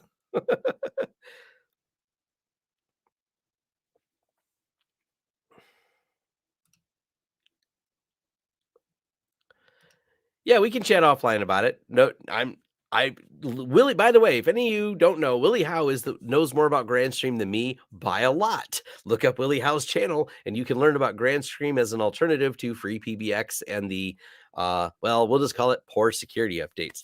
Now, something else that I know Willie's familiar with is some whiskey, and actually, that's what I want to do is get a little whiskey to drink to continue this live stream. Whiskey would make my voice better, or at least I don't know if it really make it better. So, what AV EDR web filter does CNWR use? They happen to use the same ones as we. They moved to Zoros. They were using DNS filter, and they moved to Zoros because Zoros was better. So they use the same things we use, Alec.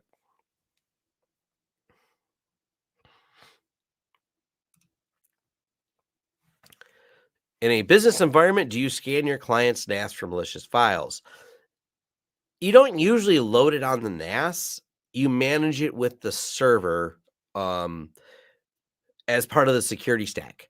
So it's not like you're looking for malicious files on the NAS. You're monitoring the endpoints and stopping them before they put something malicious on the NAS. What do you need a load balancer for? I mean, Nginx, there's a good answer. So I usually start with what you're trying to do. I'm drinking some cash strength stuff now. Let's pull this up real quick here. See if we can find this.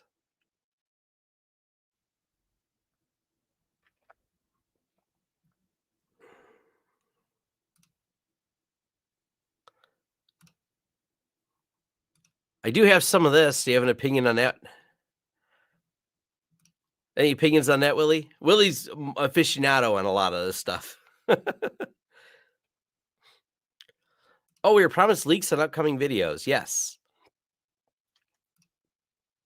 Thanks for your PFSense videos for my home. You definitely have the best info. Sometimes I feel you talk fast for me while trying to absorb being said. That's yeah. Yeah. Yeah, break out that Van Winkle's good. It is good stuff. I've actually there's not that much of the bottle left.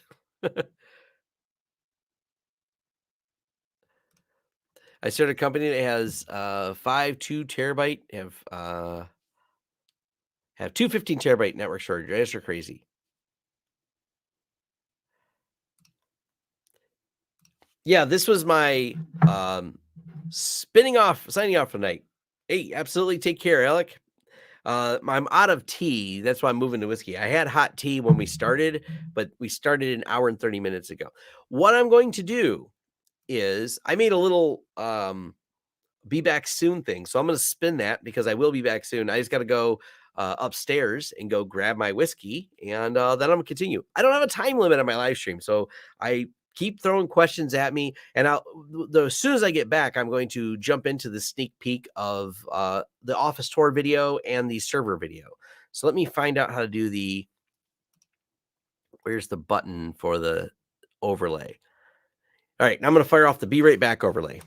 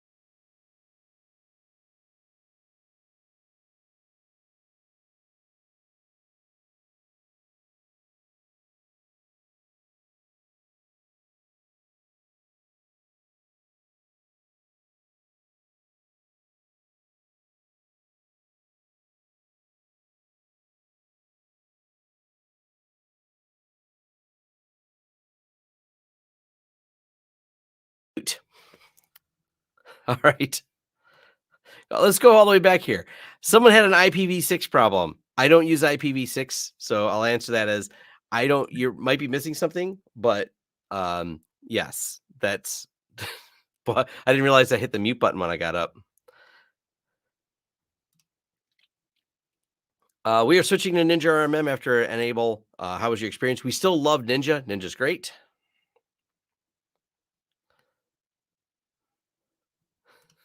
I should have started with that intro.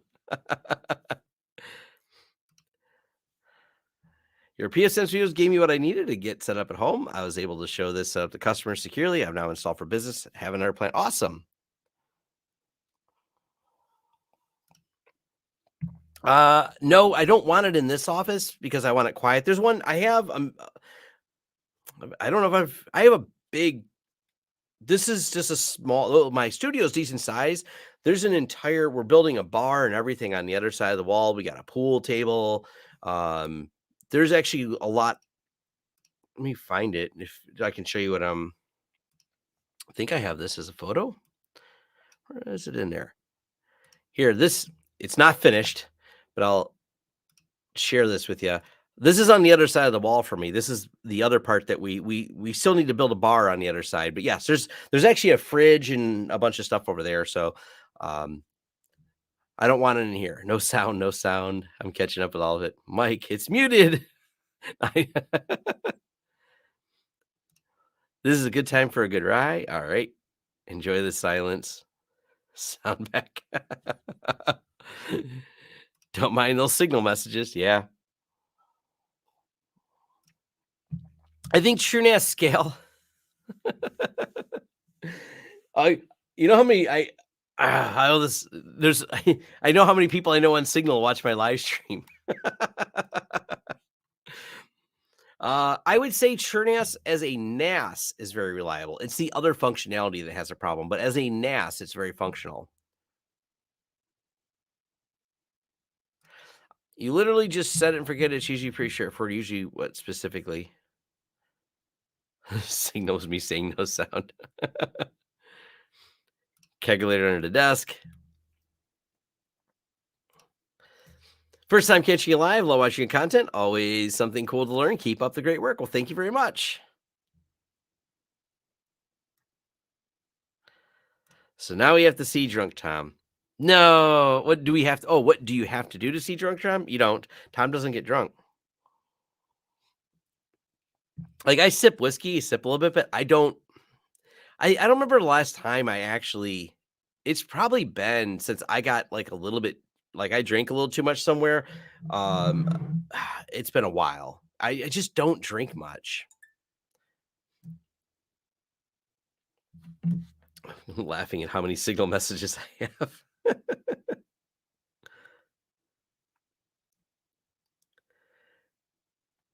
Is that the same one? What do you? Oh, okay, that's a different one. At first, I was like, "Wait, Willie, you have the same one." Willie just sent me a picture of what he was drinking.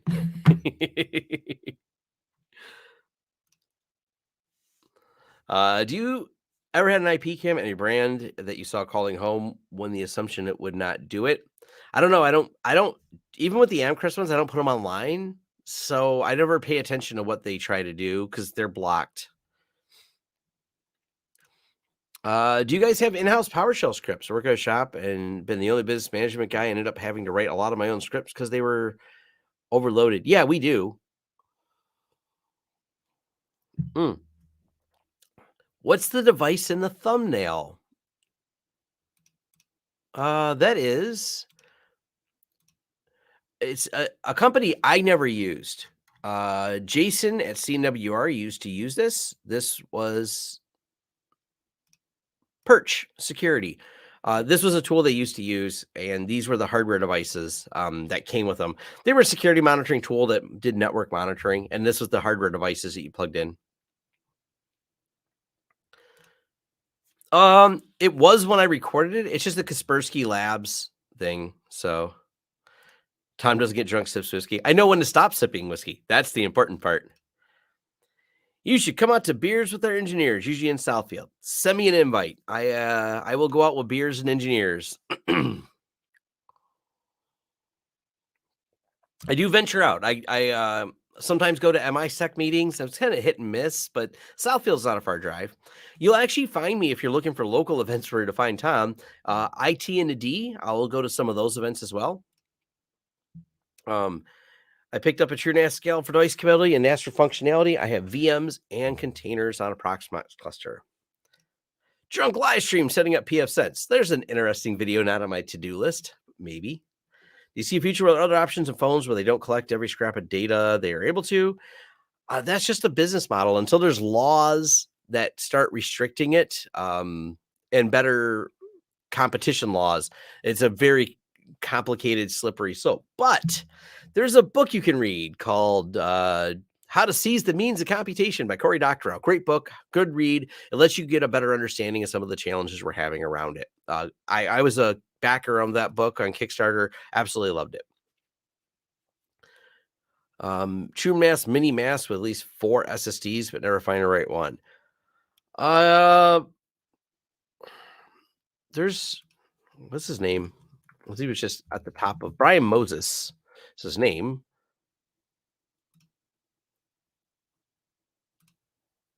I thought I retweeted it.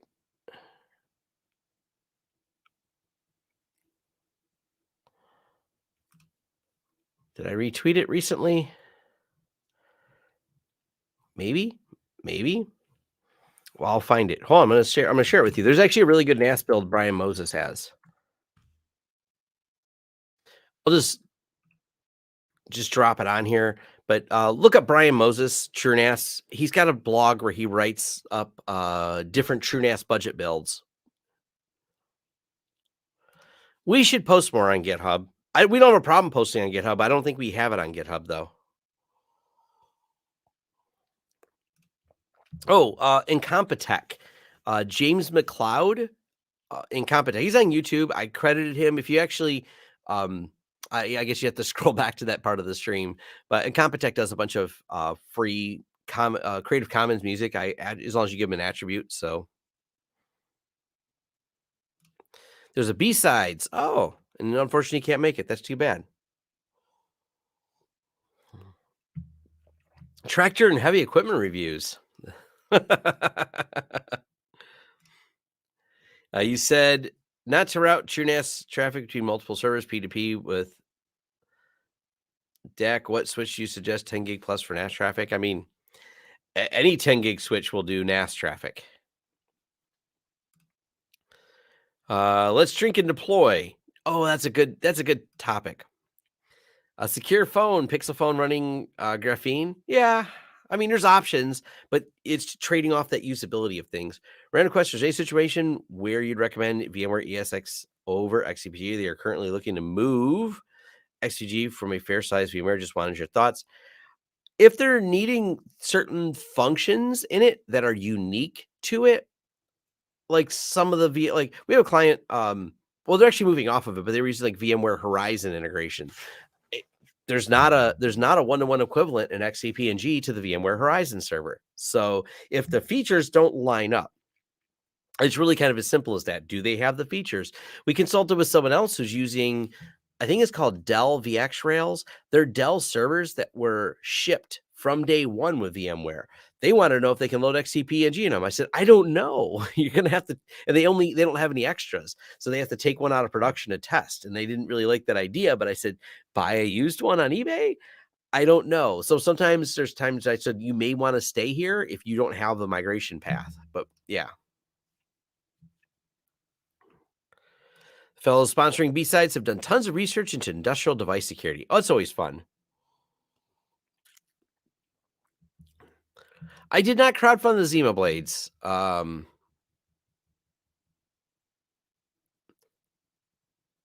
Did not get into that part. Moses has this cheap free NAS giveaway going too. Yes. So there's a potential you could get a free NAS, true NAS.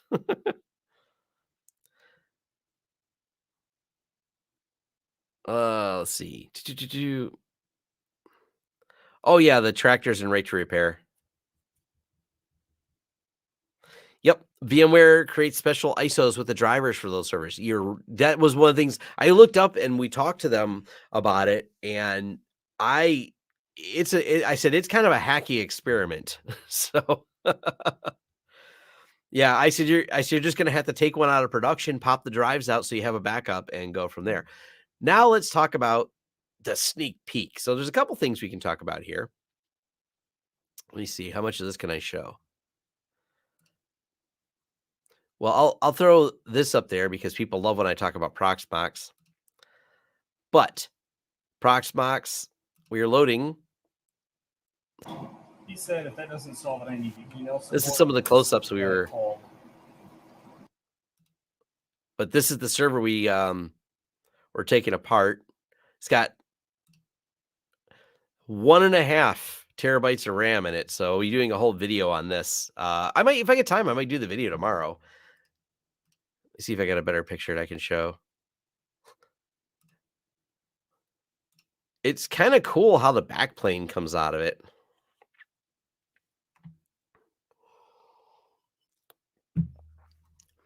Yeah, I'll be doing the hey, how's it going? I know who you are, Computer Pro over in Saginaw.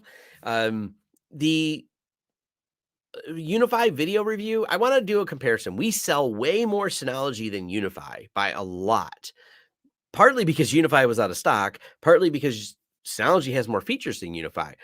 But I don't think UniFi is a bad solution. We have a customer requested it, so we have a UniFi build, and yeah, absolutely. This is going to be, well, this only got posted yesterday because this is when this happened. But then, or are you talking about the UniFi stuff? Which,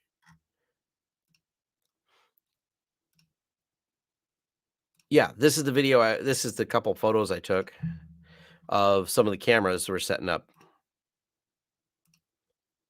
So yeah, this is the UniFi. Oh, don't worry, that phone number is our phone number. So if anyone goes, Tom, you exposed the phone number. It's my office phone number. It's also on my website. So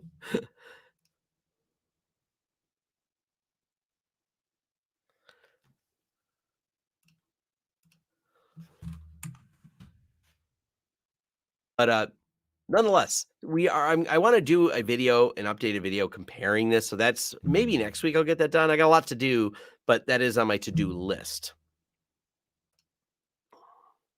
While you're talking about Proxmox, Lawrence has done videos on the generally superior.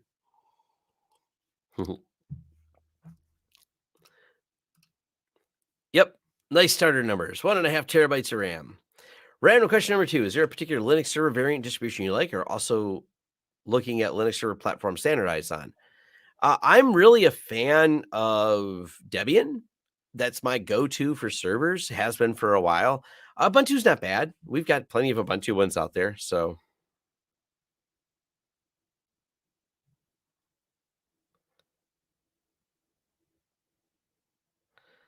I should do a 24-hour live stream. I don't last 24 hours, and I'm not that interesting while I sleep. I don't think I'm interesting while I sleep. I have no idea. I don't really know what I do when I sleep.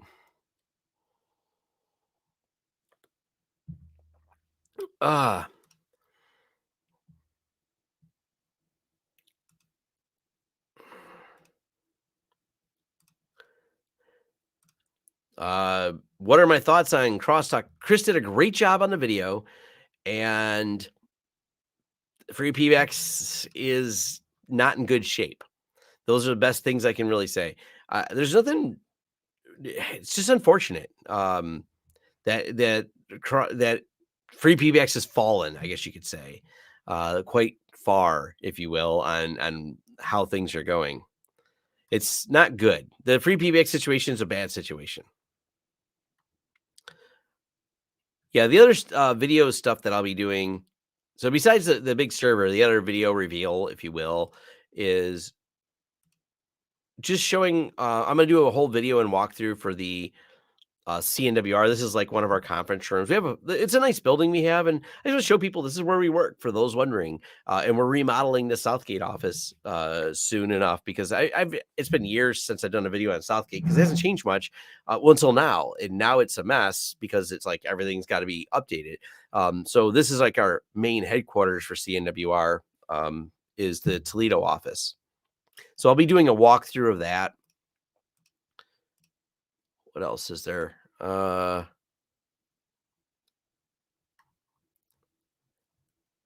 I also have part of the videos I did. Where's it at here? Part of the office is under construction. I also went through the graveyard. Shit sitting here. FortiGates, Old things. Power Edge. We were digging through all the old things that we have in the basement. So this will be part of the video I share too.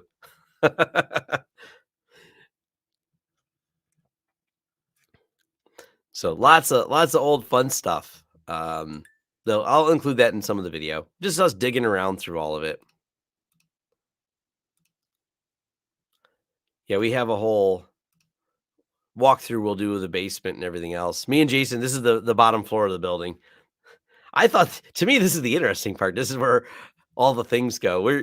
This is all a remodel in progress. No employees are down in the basement. There's some server stuff and things that need to be organized. Yeah. Yeah, we have an old Portmaster. Yes, you recognized it too. There's the MikroTik is in the old things pile. Yes, it is an old cloud router. So that video you showed that in front of the office, is that office gone? No. That office is still there. Matter of fact, right now, this is today. I think today. Hold on, I should have a couple more photos.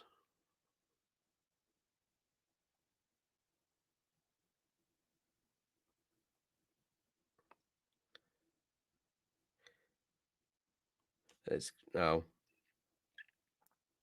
I'm not worried about that. Why is it?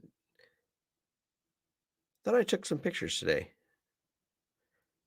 Maybe I didn't. I'd swear I took a photo today. Huh. Weird. So I thought I took a picture today of the Southgate offices. Oh, I did. I took a video. This is what the Southgate office looks like today. So it's just, we got so many projects jammed into Southgate. We need to start. We got overloaded. We have we have this many projects going on at the building between the two businesses. So these are all customer projects that got to be delivered. So there's just so much going on there. But yeah, we have the Southgate office. That's our original office, and then CNWR is a big 5,000.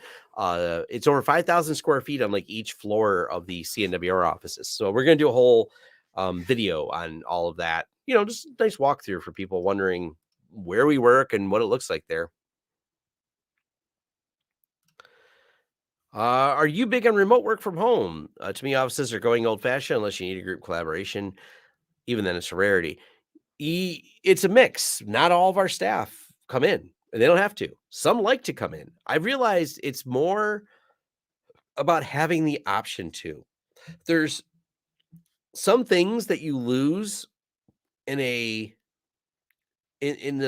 Zoom world, I guess you can call it, or the non face-to-face world, but it depends on the person. It really depends from person to person. So I think having both options is what's really important, and working around what works for them. So some people work mostly from home, and that works perfectly fine. I work from home and I work remotely, and I'm perfectly fine with that. But when I go in, I actually don't work when I go in. If I go to the office, it's usually to socialize with people and have interactions. So yeah, it's not one or the other. It's not like one is exclusive to the other. You just kind of work around the different styles and what works. I think hybrid is here to stay more than one or the other.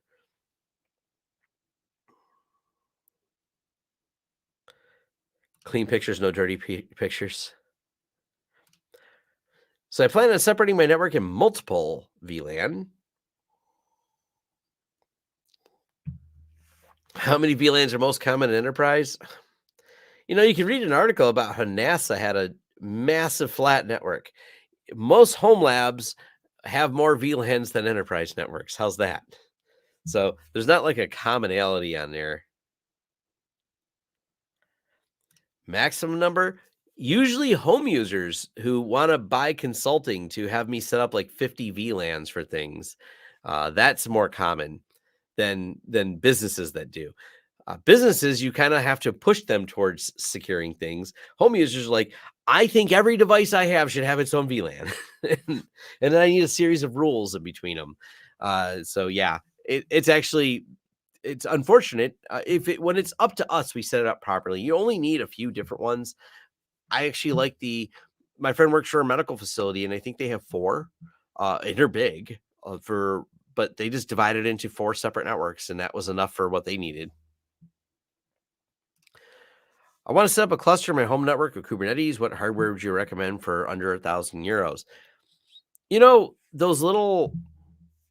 The Zima boards are probably among there. I don't know what the prices translate to in Europe, to be honest, but the little Zima boards are pretty affordable. They're very reliable. That's an option. I did a review of some of those Ace Magic boards. I'm pretty sure some of those can be found relatively cheap. So those are probably something that would meet your less than €1,000 price point. If my office looked like that, I would go in every day.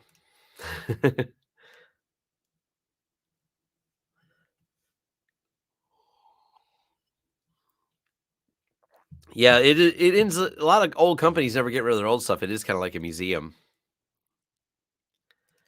Oh yeah, and we have some employees who visit once every month or 2 because Travis is right. They're they're 2 states away. Have you ever thought about Homelab mindset can potentially be dangerous in business critical environment? How to navigate and adapt the mindset over time? Not really.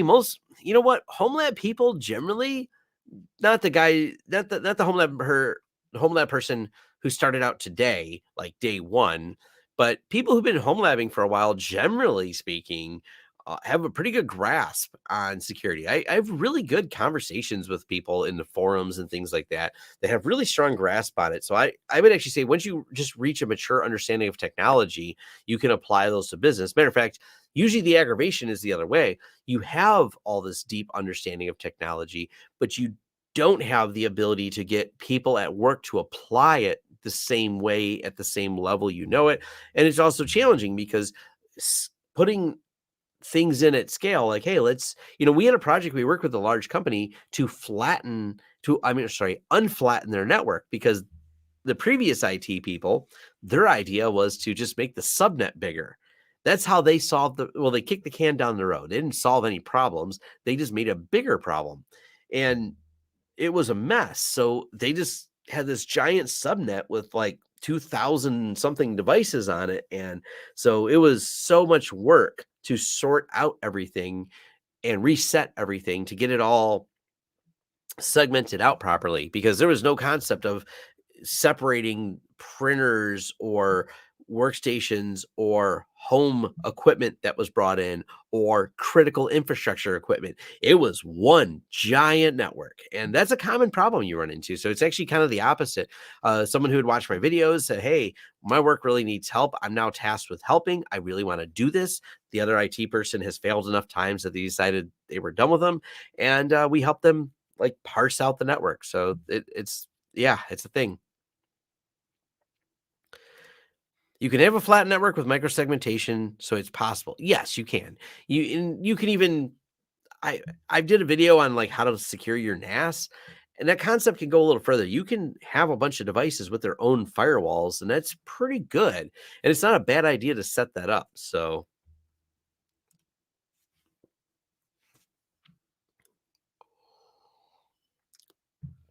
VLAN is a virtual segmentation. Yeah, and it's more than that.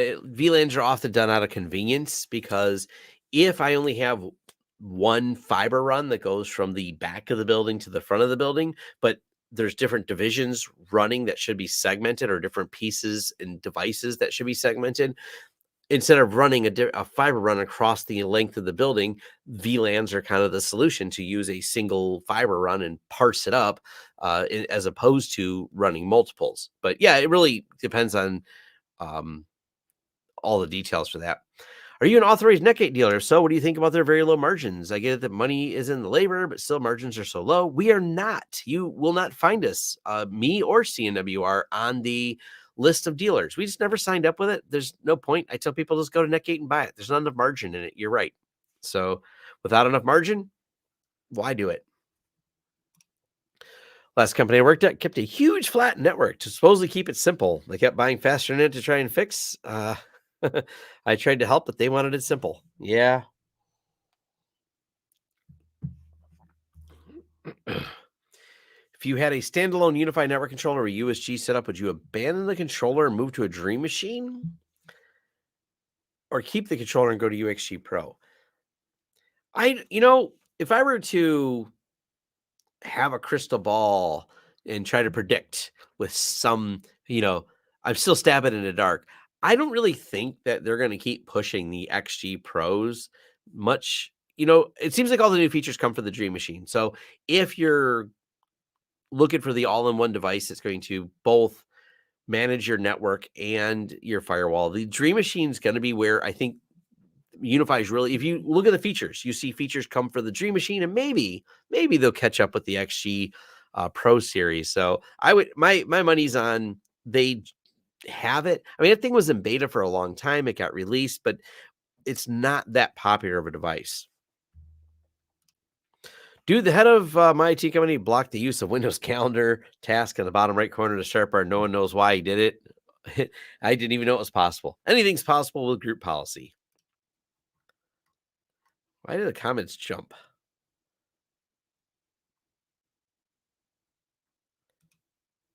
There's that one. That one. All right. Comments like it fluttered. Fluttered? I don't know how to describe. I don't know what happened. They moved really fast. Waiting for Lawrence to talk about the recommended IPv6 subnet. No. I didn't talk about IPv6. Subnetting. I've been in a company that implemented VLANs 3 years later than it should have been done.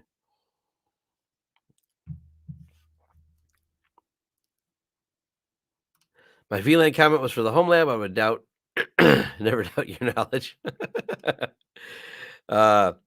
Tom, you made it. Oh, by the way, always doubt my knowledge. Please call me out on my BS. If there's something Tom gets wrong, there could be, there will be a future where I'm the old man who doesn't know anymore. And that's when people should call me out. Then I'll just be the man ranting at the cloud or whatever it is I do then. I noticed that the rye, so this is a rye, but I noticed my glass says rye as well. So cool. At least I matched, even though it's different ones. Have you made a video teaching how to set up Zen Orchestra free version, or do you have plans of making a video? Yes, I have. I have a video on it's called Zen Orchestra Install Updater. I have a video on how to build the open source Zen Orchestra. It doesn't really need to be updated because there's nothing different I would do today about that video. The only upside is if you do a new video, it shows back up higher in the YouTube system because it's not a popular video because it's so niche. And doing it again, maybe that would help, but it would just be the same video again. Thank you for answering our questions today. It's greatly appreciated. Last random question: what curved double wide LCD do you prefer? This is the Agon. I don't know how to say it. 49-inch. If you go to, I'll actually post this link for you. This makes it easier. Oh, I'm not signed in. For reasons I don't know. I think I have in my studio setup. It's in my studio video. Takes a second to load this. I'll just drop this here. Within the random collection of links I have, kit.co/Lawrence Systems, which has also just been posted to the chat here. You'll find a list of all the parts and the exact models I bought, but I like the Agon 49-inch. Works well. Me and Jay from Learn Linux TV both have the same one. Not my channel, but if you like retro technology, this Y2 channel, they're building 90s style ISP. Yes, the serial port. I started watching some of that. There's also There's another YouTube channel I've been watching a lot of lately that covers, I think it's called Retro Bytes. Oh, it's so good. Haven't really used Extreme Networks, so no real opinions on them. Aren't they one of the ones that got bought though? Aren't they part of, did Ruckus get bought by them or did they buy Ruckus? I can't remember. When you refer to not routing storage, we recommend dedicating a separate NIC for each subnet requiring the storage. Absolutely. This is the best design method that will have the least amount of problems. Oh, we will. Good. I'm so happy people will call me out of my BS. I look forward to that. You've been doing this long enough to say you're full of BS. Yes. I've always been transparent. That's been like big to me. Like, I'm just me. And I always also, it's like that comment. Wow, I made that almost an hour and a half ago when I said, isn't it always good to look at people and figure out, like, hey, they may have done a bad thing in 2008. Are they the same person today, and reevaluate? And also, they did a good thing in 2008 and it's 2023. Are they doing a bad thing? This is something where you just have to look at people. People change for better, for worse, and you have to keep reassessing them. Are they the same person they were? Are they progressing or regressing? And that can be an ebb and flow. There's people who I've had friends that went to a dark place for a while. They're not people I would want to be around for a while. And today they are again. So, hey, and we do what we can to help them out, but some people also can't be helped out. It has nothing to do with like they went to a dark place with drugs. No, they just became obsessed with things. We'll just say that I had technical friends that went too deep down the rabbit hole of Bitcoin. They have now pulled their head out of said rabbit hole, and they are much better people today than they were during the era of their love of Bitcoin and other insert mining thing and their obsession with it. So, have you run long Ethernet for a job and found a kink in one after unit? Do you have to rerun, or can you twist the kink out? Twist the kink out, test the cable, see if the cable has a problem. You don't really know if it broke just because it got a little kinked. So you want to test the cable. You want to make sure the cable's still good. Still good. Doesn't have a problem. Still can transmit data. And then from there, away you go. You should try the IPC6 challenge for your home network. No, I can just tell you no right there. I'm not dealing with that headache.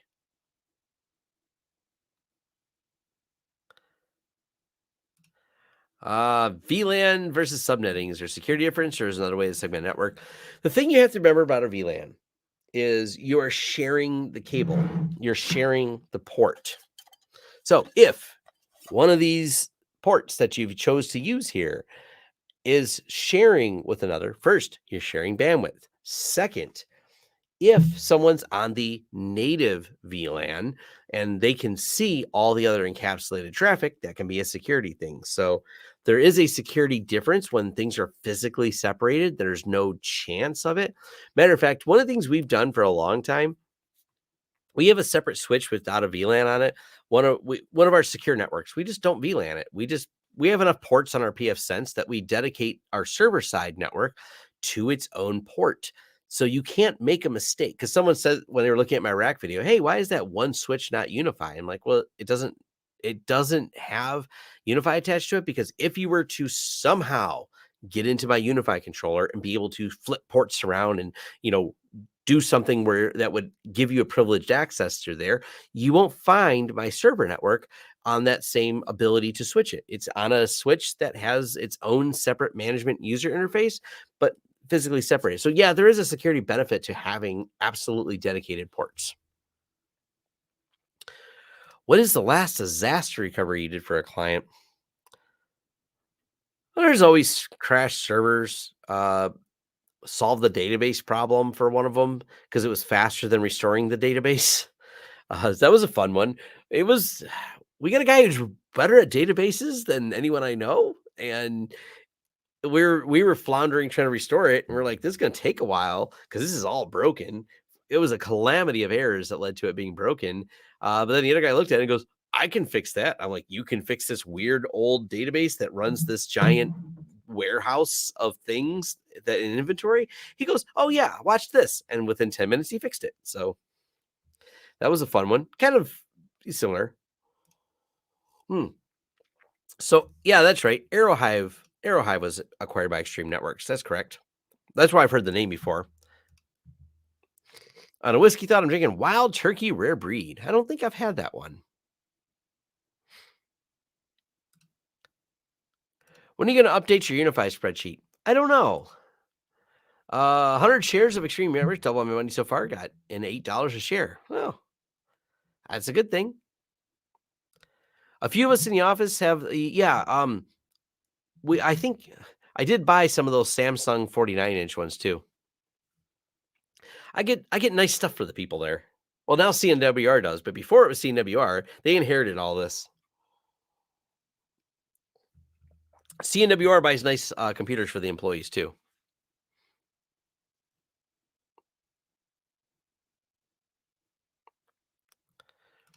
I don't really like HP servers in general. I'm not a big fan of, so I don't really. They hide a lot of their firmware updates behind a paywall, and I always thought that was crappy. What's your recommendation? Backing up Windows servers and Windows files are running on VMware ESXi for small business. That's recovery. The VM run. Veeam is the business way we do it.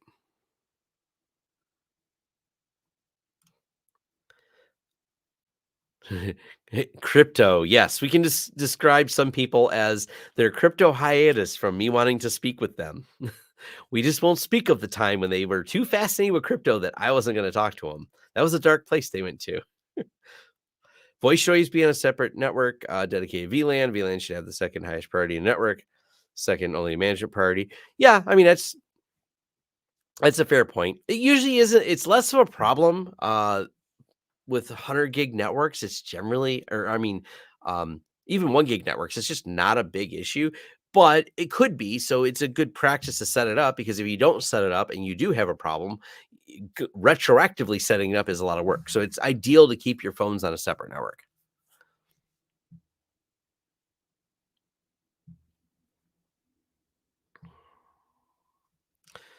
I want to decommission my unmanaged 1 gig switches and move everything to Power Connect, keeping SMP plus ports on different IP subnets, VLANs. Are VLANs the way to go? I mean, yeah, probably.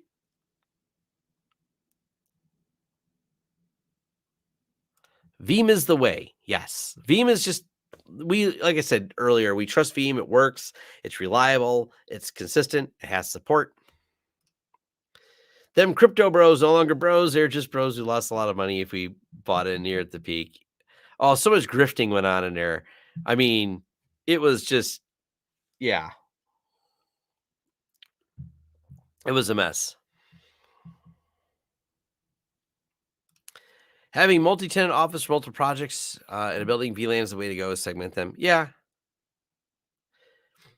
Do you guys sub out security audits? We do assessments, but we'll do security assessments.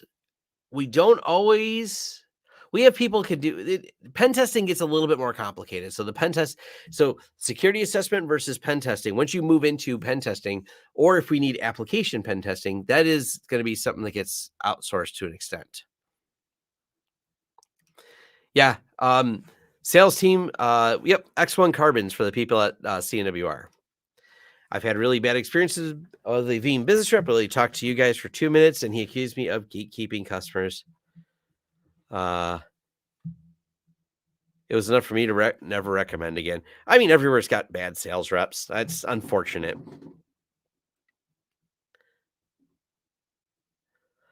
Going into a single malt Scotch whiskey. All right. Regarding backup on VMware, we use Rubric. We didn't think Veeam had a true air gap solution.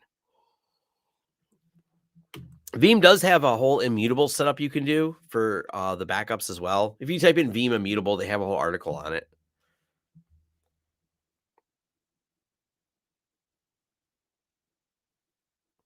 it. MT equals empty. Yeah. Oh, where can we buy some Lawrence System NFTs? Oh, if I was only so shady. Yes.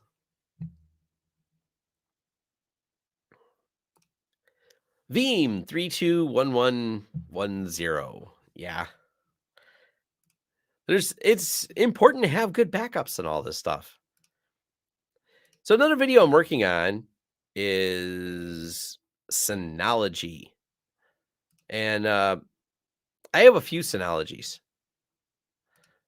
I have here at my studio, we got 3 of them, and we have a few more at the office. But one of the questions that come up, and I want to talk about the reliability of Synology. So CNWR was using Synology prior to the merger. So I knew the statistics of how reliable Synology was from the Lawrence Systems side, but I didn't know from a CNWR side. So I asked them, ever have a problem with Synology? And they're like, actually, let me look. And they started digging through and came to the same conclusion I had. These things just work. So yeah, even though I actually have dusted it since I took this picture and I looked at it and I said, huh, there's a little dust in the vents. So I have now cleaned this. Yes, I do have a couple Raspberry Pis hanging out in here. This Raspberry Pi doesn't really, is it even on? It looks like it's off, but I think that one's on. But yeah, I'm going to do some reliability talks about it because I review a lot of things and everyone reviews things, but I want to talk about the long term because that's the question you really want the answer to. Isn't did it work when Tom tested it, or did it work when the guy on YouTube said, hey, this cool new fancy box works? What does the fancy box look like after a couple years? That's a better answer sometimes because you're not buying it to use it day one. You're buying it to keep using it through day 365 and so on and so forth.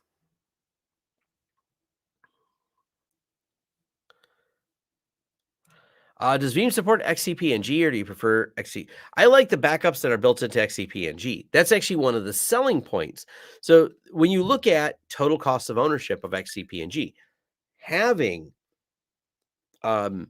the integrated backups changes what you're looking at for total cost of ownership because of that being integrated.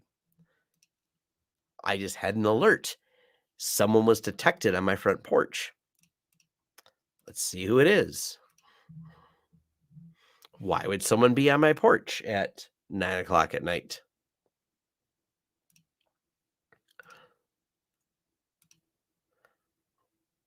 Could be just a delivery. We get some late night ones.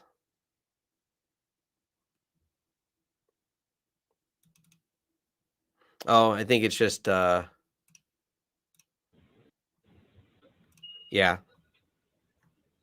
it's nothing.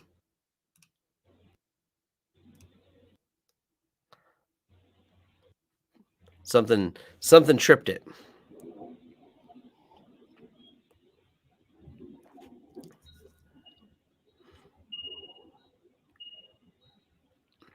I'm not sure what.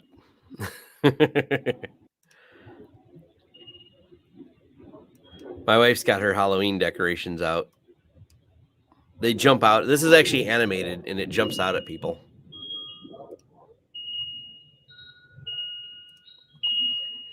All right. Am I a Veeam salesman? No.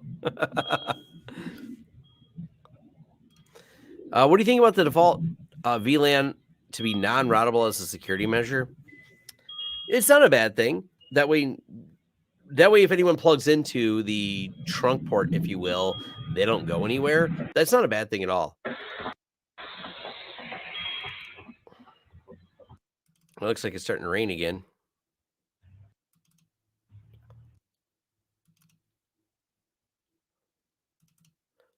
All right, I'm distracted easily, as you can tell.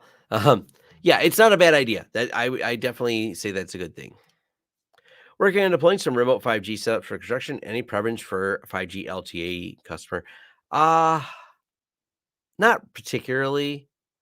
Cradlepoint makes some good stuff. So probably some of the Cradlepoint ones.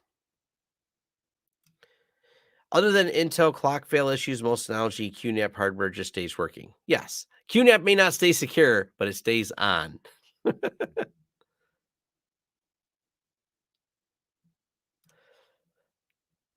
Ardberg. Oh, okay. Tastes like bacon. That sounds good. Talking about immutable earlier this year, I took Synology C2 business, and they still don't have immutable tenant sign in. Not really. Don't know if I have a solution for that. Hello, Tom and everyone. Welcome, Kevin. Your son must love sneaking out with all the cameras. He never sneaks out. You know, that's the thing. I was lucky with both of my children because my son's like, he's almost 18, and my daughter, she's got her own house. Like even growing up, didn't have a lot of challenges with my kids. Everyone talked about, oh, this is challenge or that challenge, and I was like, I got off easy. They're both relatively, other than my son not caring much for school. Both of my children were relatively easy to raise. I have I know this by contrast with my friends who did not have the same experience raising children that I did. What types of cameras are those? You are in luck.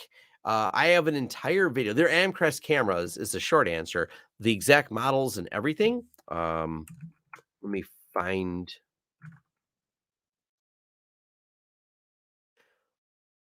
I'm going to drop a link here for you because I break down all the details. It's a valid question here of which one.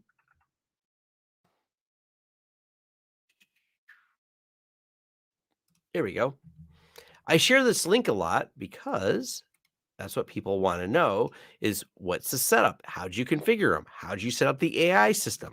Got a whole video, and it's a Lawrence.video/Synology Amcrest. So it's a good video where I break down all the little details. It's October. It's probably a ghost, but more likely to win chimes. Yes.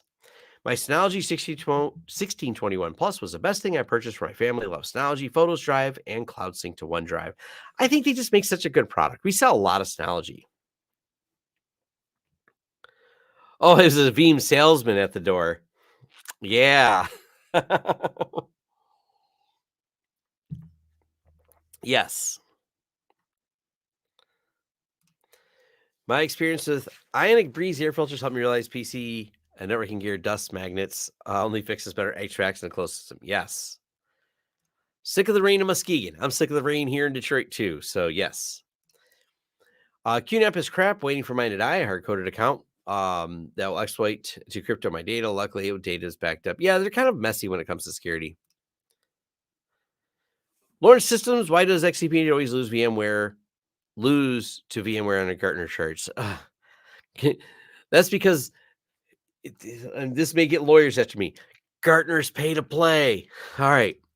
The lawyers may come after me and strike that out of my YouTube comment if they find it. I can't blame the guy. He's probably bored at school with all the cool stuff. Can't imagine what goes on at home. School is what it is. He has to get out of high school. He can do what he wants. I'm not someone who's forcing college on him or anything like that. He's got to pick something to do. It doesn't have to be college, but yeah, that's. Do you know any good load balancer solutions that play well with Kubernetes? I don't do Kubernetes, so I don't know. Amcrest, I hear good things. Thank you. Yeah, I've had these Amcrest for a while. I think this is going on 2 years that they've been installed, so they work great.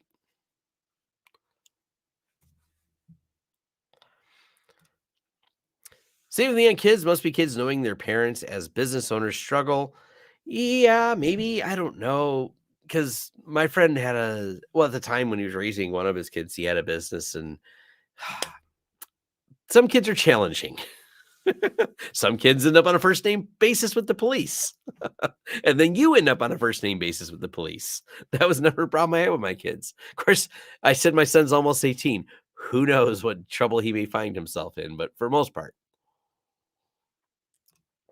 Oh, Amcrest are not exactly rebranded Hikvision. It is a lot more complicated, and I don't have the time. Even in this, I should say I don't have the time to dig into it. Not because I don't have time. I'll talk forever about a subject.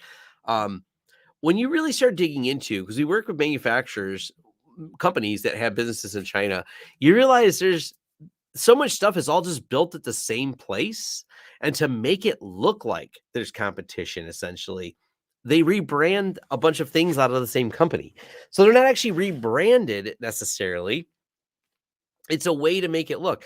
Matter of fact, one of the interesting things I learned working with some foods companies was there's actually one foods company that owns 3 different brands. And the reason they did is they didn't want to change the names of their brands after they bought them. So there's the illusion of competition in the grocery store aisle, but they're all the same. Like absolutely literally, maybe a couple of variations in ingredients, but they're the same. And I just thought it was funny. The label is different on them, but they're all owned by the same. I met the guy. He's a really good business guy. I learned a lot from him. He did a talk at an event at the college, and it was just interesting. He says, well, we don't merge the brands we buy, even if they compete with our brands. We don't want to remove the illusion of competition.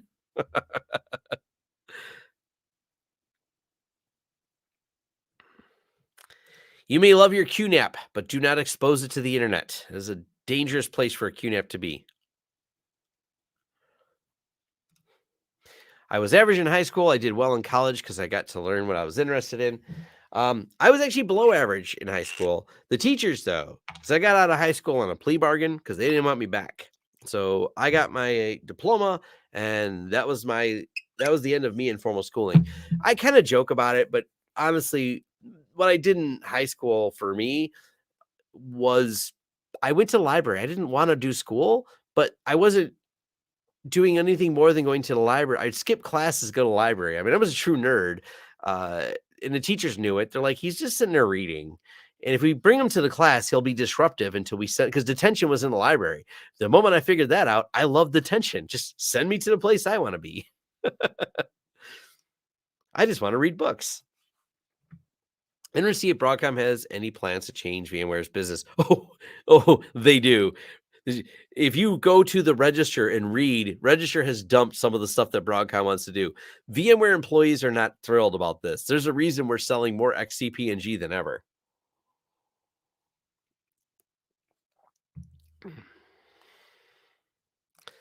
Have you thought about getting into thermal security cameras? They keep falling in price.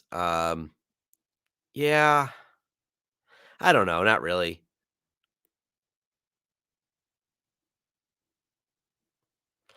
Yeah, most sunglasses are one company. There's a lot of companies like that. Even if you're into, I learned this from my dad because he's live off the land. My dad does not use technology really. He can't even text. But I learned like Johnson and Everroot are the same company. Like when they the company that bought them for the boating knew the brand loyalty, so they didn't change the name even though they're the same product now. I think it was Johnson and Everroot. Me and my dad were talking about it, and I thought it was funny.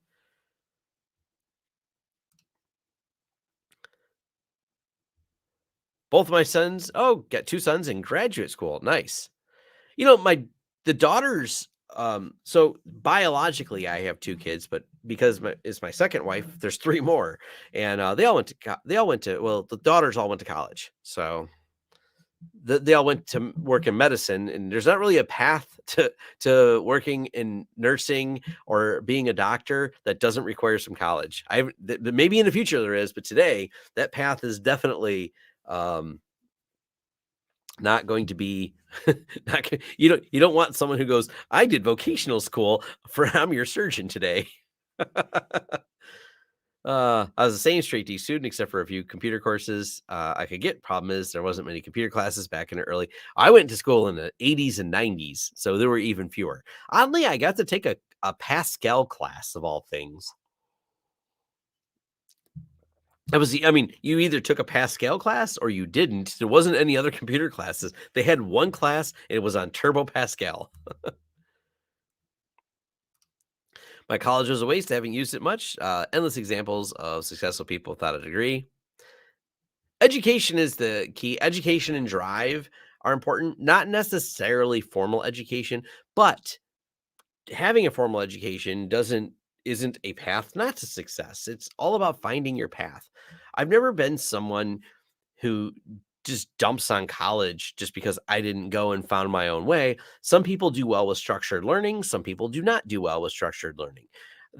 The biggest challenges with schools are the fact that they're not really good at figuring out, and sometimes parents encourage this, they're not always figuring out what the best path for an individual is. That's the problem. So they'll go with what may be good for the majority, but not what may be good for the individual, which is just, it's not easy to say either. Because when someone just shrugs their shoulders like, well, I don't know what I want to do. As a parent, that's difficult. And you're like, well, you got to do something. I was kicked out of my high school. My computer teacher kicked me out due to the other stuff via known in the newspaper. I used Phone Freak, Phone Bank, high school. Oh, I was definitely an OG hacker. The way they figured out how I did things was, you're the only person we think that could have pulled this off. That was my favorite answer I ever got. We can't prove you did it, but we think you're the only one who could have done it. And this was a COBOL class. So I had Pascal class. It was a vocational training I went through that allowed me to take a COBOL class. So I learned COBOL, but I thought the database stuff we were doing in COBOL was boring. So I changed all the names and all the products that we had to pull in for this business thing. It was filled with profanity, and I got in trouble. Learn systems like Fight Club. Do you get precious metals at all? I'm just curious. No precious metals.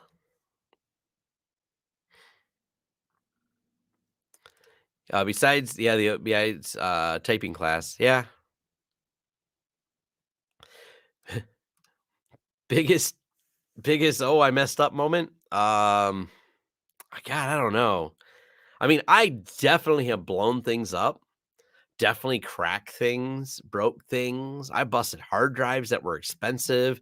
I shorted out a whole bench of computers and shut down a bunch of stuff that was in the middle of being set up. I don't even know which one is my best one.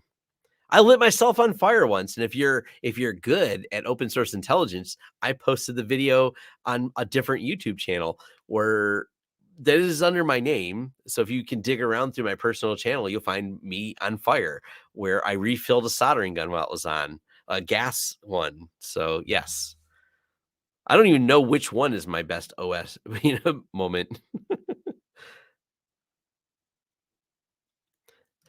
Typing class was definitely, I did a typing class too. Absolutely great idea. I still think people should take typing classes.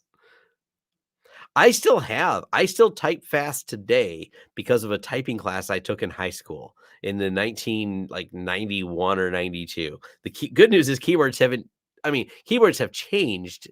Mostly they went bad, and now they're back to mechanical because, I learned on an IBM mechanical keyboard. That was the best keyboard ever. And I had one forever until mechanical keyboards became popular again. Now I have mechanical keyboards next to me with cool LEDs and everything on them.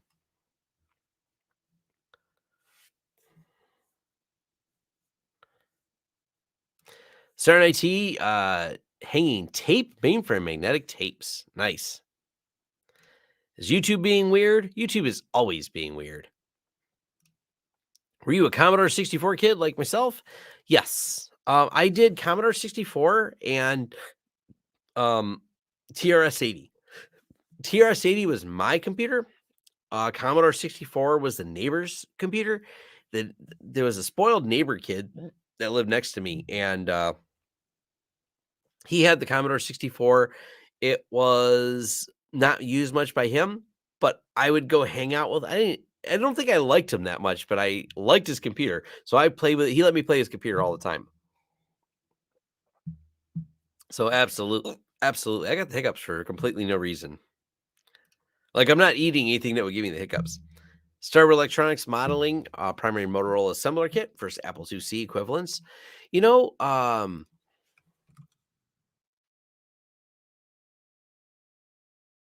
Where I learned my electronic skills. Notice, these. Oh wait, this is on eBay. Now I want it.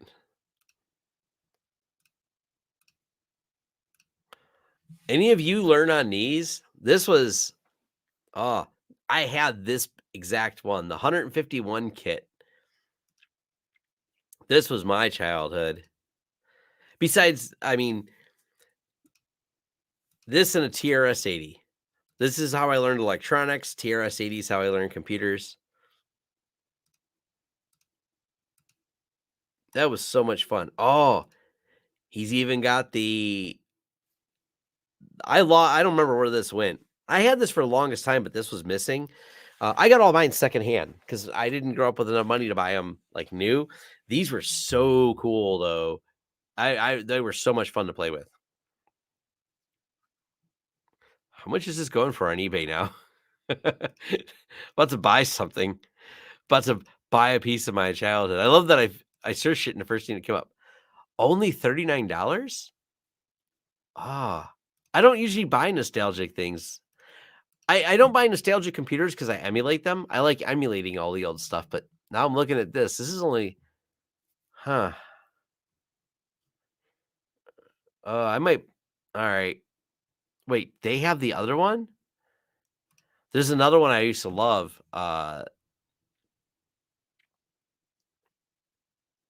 Oh, this is a science fair kit. This is the more modern one. I never had the modern one. I can afford all these cool things now.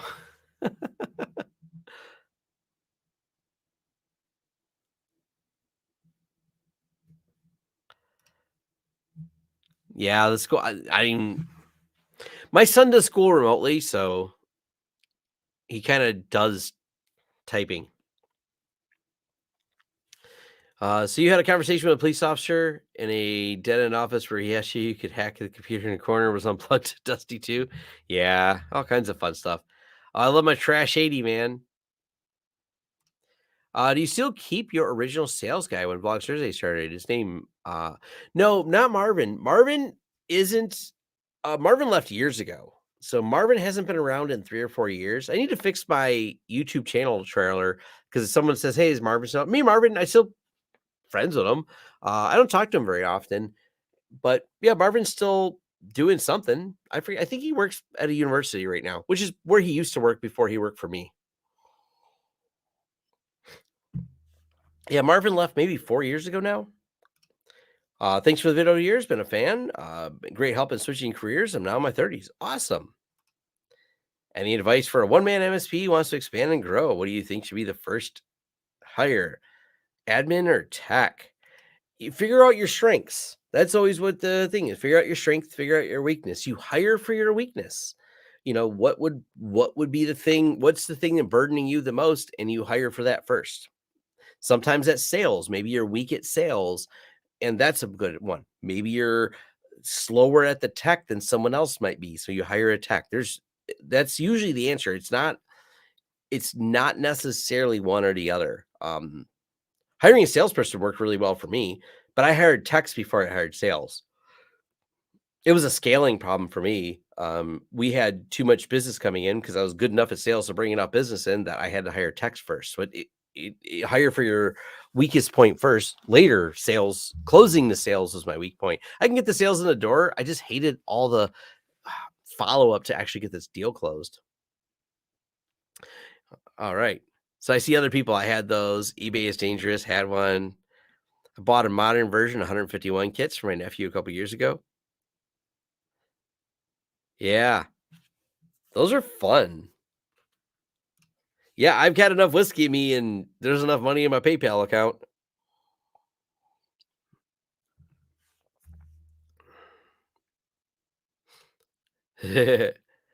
Found old demos I wrote back in '80s, somewhat. Yeah, yeah. It's funny reading any old stuff you wrote because you're like, I wrote that. Why did I write that? That's actually been one of my little things I want to do is dive back through. I archive everything. Um, if you dig around enough, you'll find a long Reddit post I did years and years, like 10 years ago on Reddit, probably, if not longer, about how I archive everything. I just keep everything digitally. Um, I can go through all my emails. I think I still have in Thunderbird in an archive format emails that go all the way back till at least 1998, maybe 99, 98 or 99, I think is when I started keeping my emails. I don't know. I was a really bad writer. That's all. Anytime I've been 10 years or longer since I looked at them because I always get embarrassed how bad I was there. Now another 10 years on top of it. So if I look at what I wrote from 20 years ago, I'd be even more embarrassed. Oh, do I touch base with previous employees? Yes, actually I do.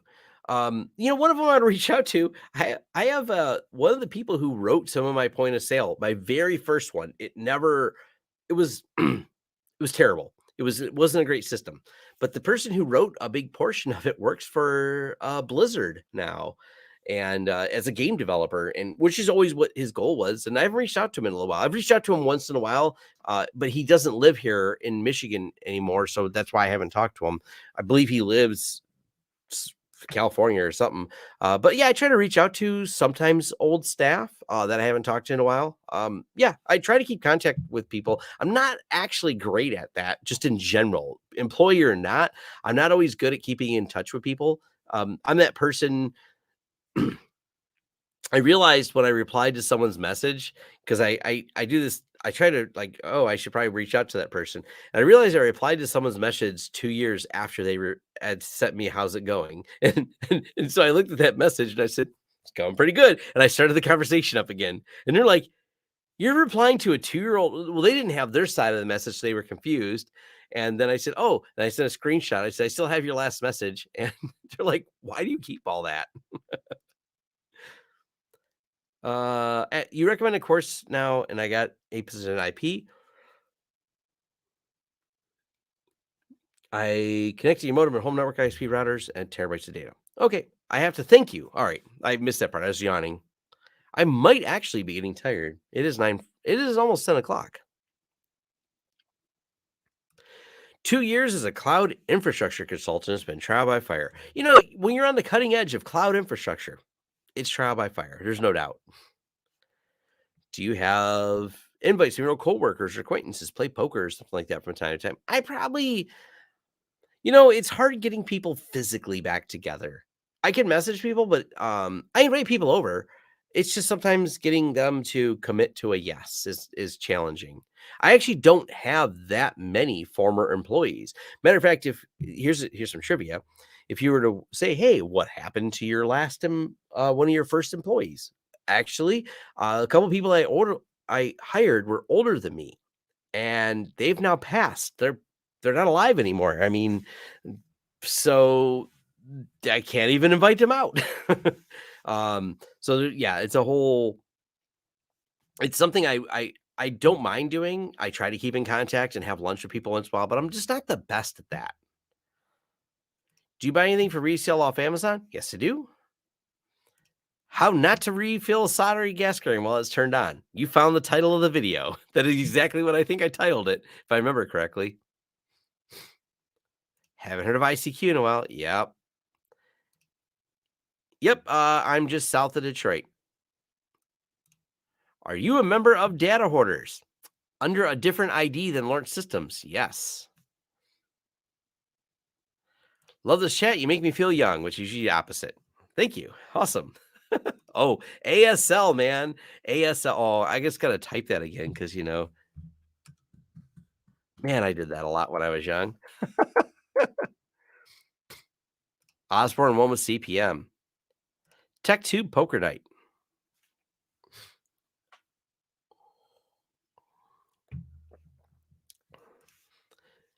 I should start out all my live streams with ASL. It'll let me know how old people. It'll let me know who's as old as me. You need to do better with past employees. They still took some old employees. Good to say human. The thing is, I just don't have that many past employees. I've accumulated people I got people who've been working for me for years. And there's not that many past people. That's part of it too. So that makes a big difference when you don't have a lot of past people. There's not like more than a handful of them that exist. So that's that's a big piece of it.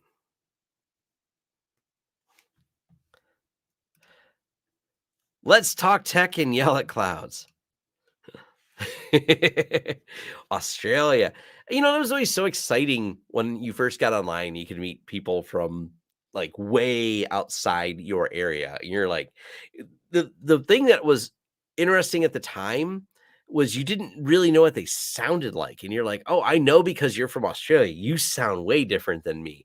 And that was it was exciting when the voice stuff started coming out, and we can connect with people that way. Because the original stuff I connected with was dial-up BBS things. I was dialing into BBSs and chatting with people and everything else. And then later, with AOL Instant Messenger, ICQ, and all the advent of that, it took a long time before we really got to where we were having voice communications with things. And I thought that was really a cool step forward when that happened, because I wanted to hear people. I just want to know, what did they sound like and how do they talk different than me? Accents are a thing. I was fascinated, even when I was young, with some of the friend circles I had when people were from a different state. For those of you that are in Europe and you didn't know this, there is a dramatically different accent in the United States depending on where you're from. Now, maybe it's true definitely in, I know England at least. I don't know where you're from in England based on the way you talk, but I know you're not from the same place as some of the other people I listen to. So I think that's really kind of cool. Oh, yeah. Merc was a thing. I remember Merc for sure.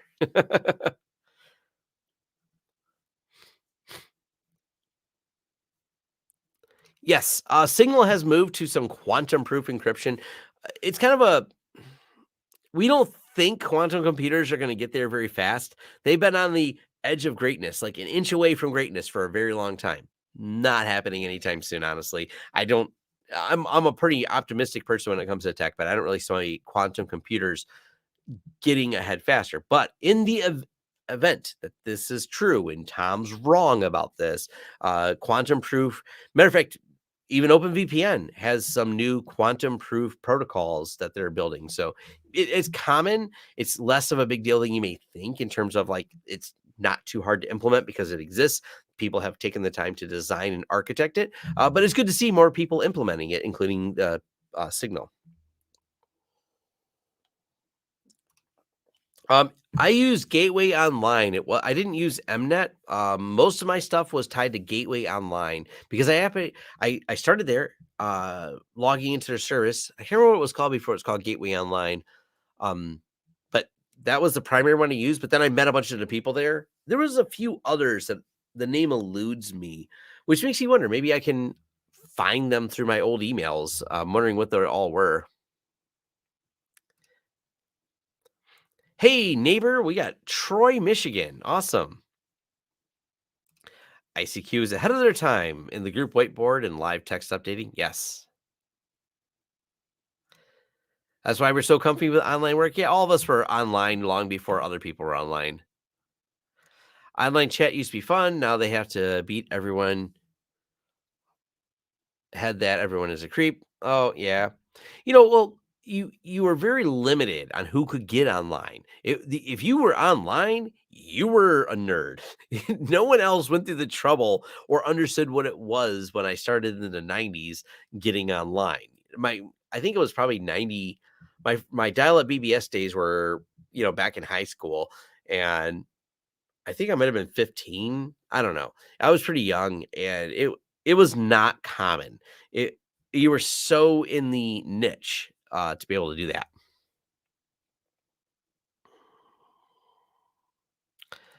X chat, Merc.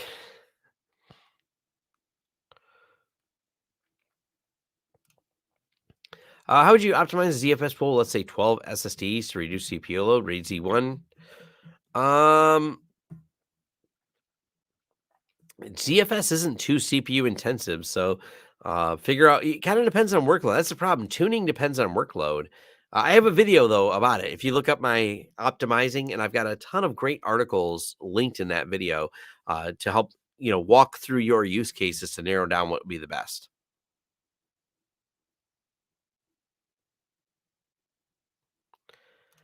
Hello, who remembers Byte magazine?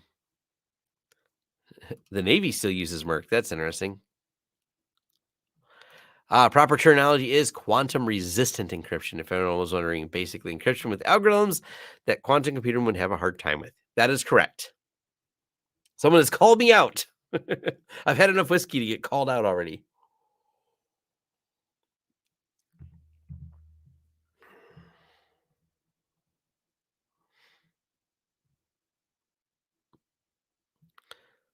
Would you recommend 2.5 gig switches? I generally go right on to 10 gig. 10 gig has been around for a long time and it's relatively inexpensive. I jump right into 10 gig. I never really used CompuServe. Wasn't really my thing. I was aware of it, of course. Everyone was aware of CompuServe. What was I going to pull up completely related to this discussion? I've not forgot. My goal is to let this live stream go so I can say that I live streamed for 3 hours. I don't know how much longer after 3 hours I'll go, but my goal is at least to get the 3 hours. Am I entertaining enough to live stream for 3 hours? I don't know. I think 2 hours I've done before. 2.5, maybe. 3 hours, I don't think so. I don't think I've ever done a 3-hour live stream.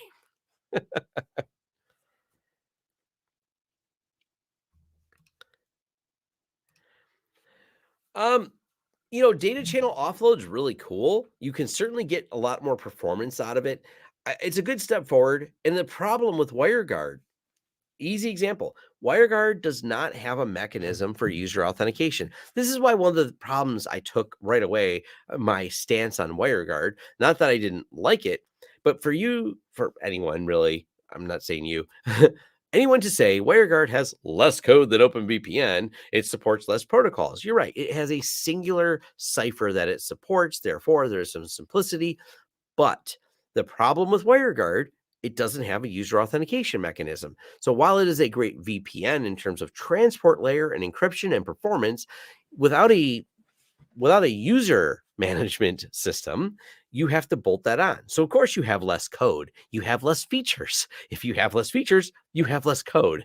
I in the other problem with any of the older VPNs, VPN, OpenVPN included, is the backwards compatibility. Doesn't mean you have to use those old ciphers, but you carry them along with each build. So I think data channel offload is just, it's one of those things that, hey, OpenVPN's not dead. By the way, they're still innovating. They're still adding features that allow faster transfers of data. And therefore, it's not going to necessarily replace, WireGuard's not going to replace OpenVPN. And most people's VPN problems are different than what OpenVPN solves. Tailscale solves things in a different way. So I have a whole video on overlay networks that kind of dives into that as a topic. 10G PCA cards. Yeah, I mean, the Intel ones are so cheap now. They're well under $100. You can buy an Intel SFP 10 gig card.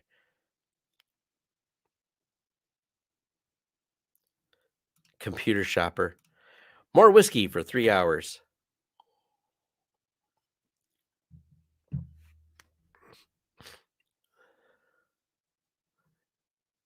So far, we've gone 2 hours and 50 minutes. 2 hours and 52 now. I know what I was going to pull up now. What was that site?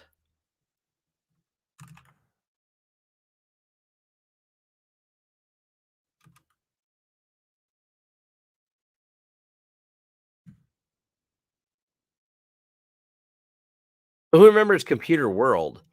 And this is just weird to me because Computer World's a big magazine too.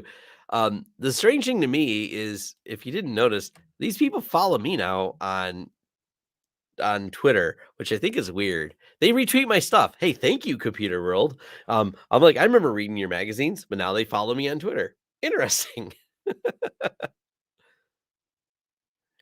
The fact that we got into nostalgic topics made it worth every minute. I like nostalgic topics. I'm all for it. One of my biggest struggles is the cost of 10 gig. I don't know how to do it. I'm going to feel dumb buying a 10 gig switch, no devices yet. Want to drop $500 for the transition. I mean, you don't have to. What is the small UniFi 10 gig switch? Not the X16, because that one is kind of expensive.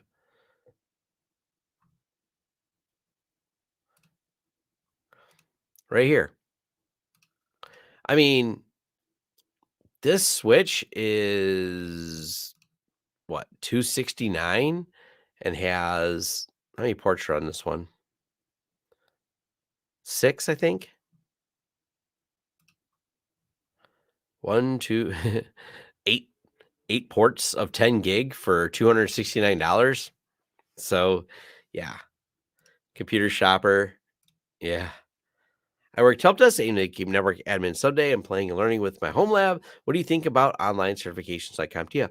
You know, it's not a bad thing to get some of the certs, some of the basics. You'll find a lot of companies, they just want to know that you put some effort into it. So getting like your security plus or network plus, there's a couple basic certs that you look at the jobs you might be looking for and go, hey, what are those certs?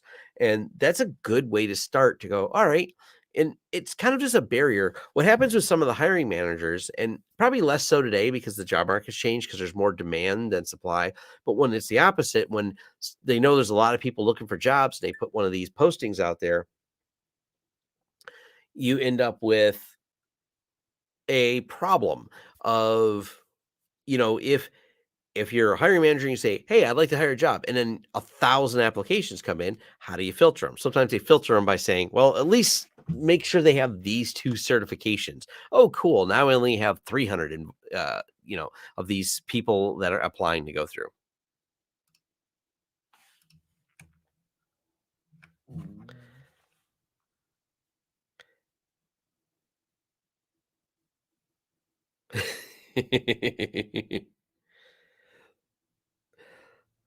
That's great. All right. Someone commented on an old video on my personal channel. Someone has found me. That is funny. How does the superconductor state support quantum superposition, and how do magnets work? Magic. That's how magnets work. Wire is meant to be small. Other decisions like tailscale built on top of wire provide authentication. Yes. And absolutely. Secondhand old 10 gig are reasonably on eBay for a low cost. Yes. Thanks. How do you feel about deploying a large warehouse of multi-tenants that have to be separated pfSense and UniFi? Need about 150 VLANs via Wi-Fi. So hope the new UniFi PPSK. I don't know. It's a new feature. I don't know that on day one of the feature being deployed, I would deploy it in a commercial setting. That's my thought.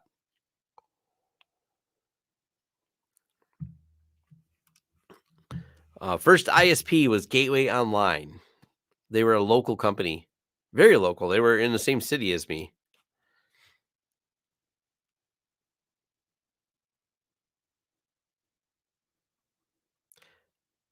What is an aggregation switch?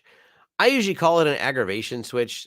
It's just a term. Sometimes it'll be part of your leaf. They actually had a switch that's going to be the leaf switch, where it was a bunch of, I think it was 100 gig or 25 gig. I can't remember. That got discontinued. But it's just the point of aggregation where a bunch of the 10 gigs will connect. It's more of a naming thing. It's really nothing particular about the switch in this case.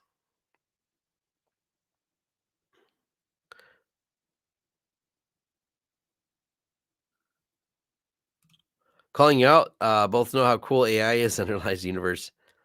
Enjoy 4096 quote. So it's your enable your, yeah. Is there a way to get an IPv6 map out of UniFi router? I don't know. Oh, no, this is a good topic. I am glad you brought that up. I am on the board of CompTIA. I participate in CompTIA. So does CNWR. So does Jason Slagle. You will notice that they were anti right to repair. There was a time CompTIA made a mistake, and I have opinions on this. This is something where back to, I don't know, an hour and a half ago, I was talking about how do you be effective and how do you make something change? You can complain about it online. People do that, certainly. Turns out, it's even easier joining CompTIA.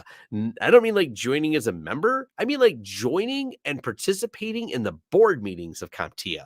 So yes, you will find that Tom, I probably got a picture of me at CompTIA. Hold on. I thought about doing this as a topic. I know it'll be controversial for sure. There are different approaches to things. There are different approaches to how you want to get things done. What is the effective way to make something happen? Oh, I love this because we're coloring. So I'm going to share this because we're coloring at CompTIA. So yes, that's me and several people all wearing CompTIA shirts. These are a couple friends of mine, Matt Lee. You can look him up, Cyber Matt Lee and Jason Slagle. Now, one of the things we're doing here, besides coloring, we're actually working on a charity thing. I think I have a better picture. We're doing something more important. Why we're at these events, what we're doing at these CompTIA events is going through and making things happen is the best way I could describe it. We go to these events to have impact, change the minds of CompTIA, push them in a certain direction. That is important to me. And it was the approach we took. Because first, I was exactly like this. I would have said, screw that CompTIA place. Screw them for being against right to repair, which is a good stance. And everyone can have that stance. But what happened is Jason, he's the one that was already there. He goes, hey, Tom, it's even easier than fighting them from the outside? Joining them and changing them from the inside. You know what Jason Slagle was extremely right about? That. It turns out it's not hard to get inside a company and enact change. And you notice that they are no longer doing this. They're no longer on that side of things. And also we're helping shape policy to come on how things get done. So I will actually say I have a large group of friends now that are very participatory in CompTIA. Matter of fact, CNWR is joined with JCDC. So there's a lot of things that we've now done so we can be heard. Rather than complaining about the system, we got authority within the system is the best way I could describe it. So yeah, it's definitely, I agree with your stance on it completely. Just me. I'm all about right to repair. So time to get all the VMs off Proxmox replacing today and replace it with a different node. I wish you luck there, Chris. Christ. More bourbon. Yes. I'm sad the leaf switch never made it out of EA. Yeah. Now, whether they call it an aggregation switch or not, they support lag. Thanks, Tom. Would you be an MSP? Would you, as the MSP, do the large rollout of Radius instead? I would be on the hook for keeping it going. Radius for what?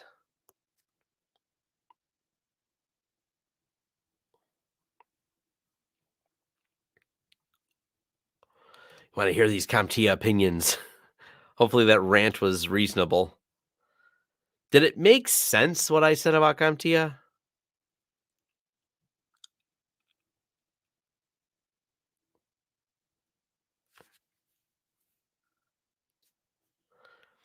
John Connor would be very disappointed in our AI adventures. You're probably right.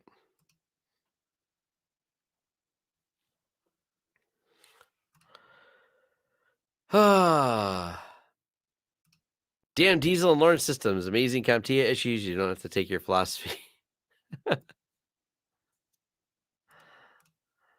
Made sense to me. I'm Euro CompTIA isn't that relevant to me. Oh, yeah. It's interesting. Asking on Radius PPSK instead of using only PS and UniFi for 150 VLANs.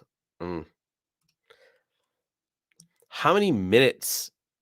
Now we are past. We're at the 303.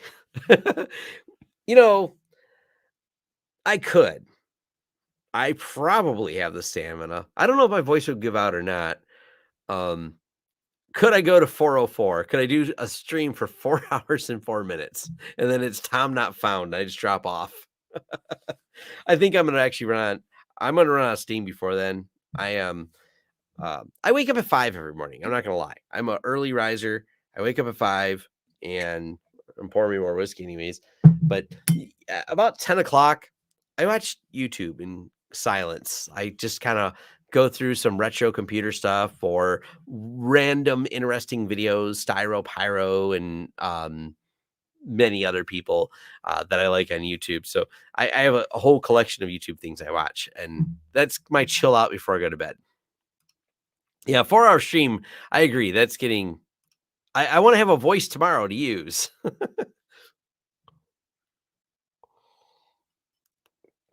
Trying to start a side hustle doing pen testing, consulting, and risk assessments, and is wondering a good way to gain clients. Be friends with the people who refer those. So a lot of MSPs do not do that internally. If you can be friends with them and build a reputation on it, they will reach out to you to do those things. The hardest part is building a reputation so they're willing to outsource things to you. It's a challenge. Yeah, I'm wired to wake up at 5 a.m. every morning. 6-hour customer call. Yeah. Yeah.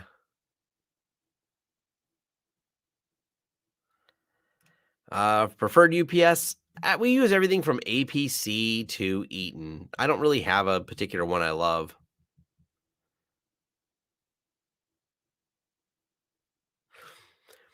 It would be an epic stream just to have you disappear from sight and pass out on the floor. Yeah, just like, and then I just fade away.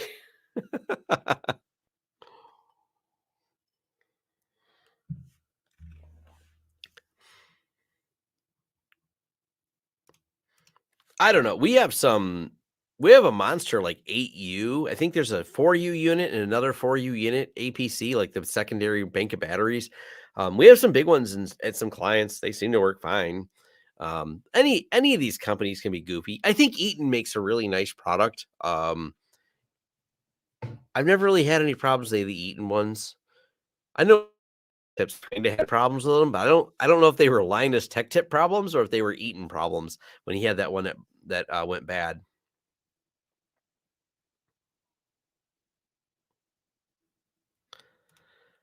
Would you ever do a 24-hour stream like Rikita Law? You have lots of hours like Flat Rate Master who could join to keep up. I think you have a lot of lurkers. I don't know who Rikita Law is or Flat Rate Master. I mean, I could, but I don't know the why. I'm having fun. I don't mind. This is great because this is how I hang out with all of you who I consider like I don't know a lot of you. I know some of you personally, but I like just chatting with people about technology. This is what I do when I go to conferences. I go to a few of the talks. Maybe I like to be the one at the talk, and if I'm a hacker conference, then it's different because I'm there learning. But my favorite thing is to hang out with all the people afterwards and just have fun. I was sad because it lined up with another event, but the Ohio Linux Fest. I really enjoy just the conversations. The talks are good, but the conversations are where I go things. Unfortunately, the Vintage Computer Festival was the same date as Ohio Linux Fest, so I didn't get to go. Longest call was 9 hours with Citrix. Nuke and rebuild.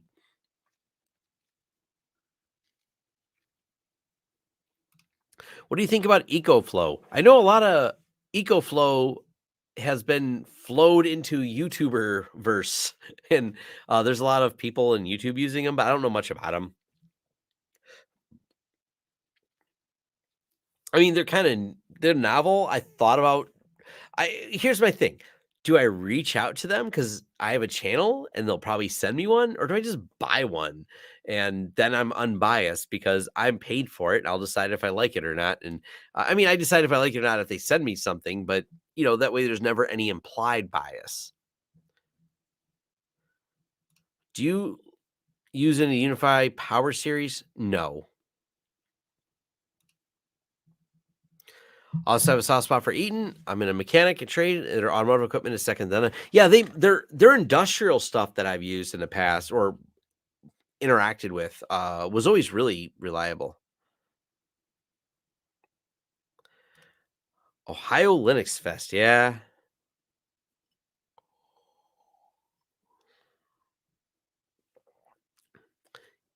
I really don't have a suggestion for this. The last ones I bought for one of mine was on Amazon. That was the best place I found. So I don't really have any great suggestion there. Security cons is coffee, coffee, coffee, and talks for 8 hours and 8 hours of drinks and socializing. Yeah, that is how the conferences go. Which conferences do you attend and enjoy? I've started to enjoy some of the IT Nation ones put on by ConnectWise because I have so many friends there. MSP GeekCon. I love MSP GeekCon. I think that's great. I'm looking, they only did their first one last year. The event went amazing. They're doing another one again this year, next year. I don't know. I look up MSP GeekCon. What other conferences? GurCon, amazing hacking conference, or it just happened, so you got to wait till next year for that one.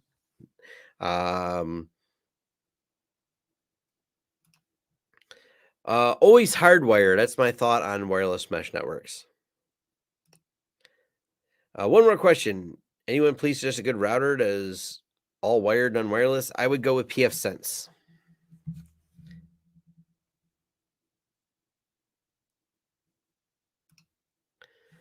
Eaton UPSs are very conservative. If you have a massive load, they shut down and protect your equipment. Fair enough.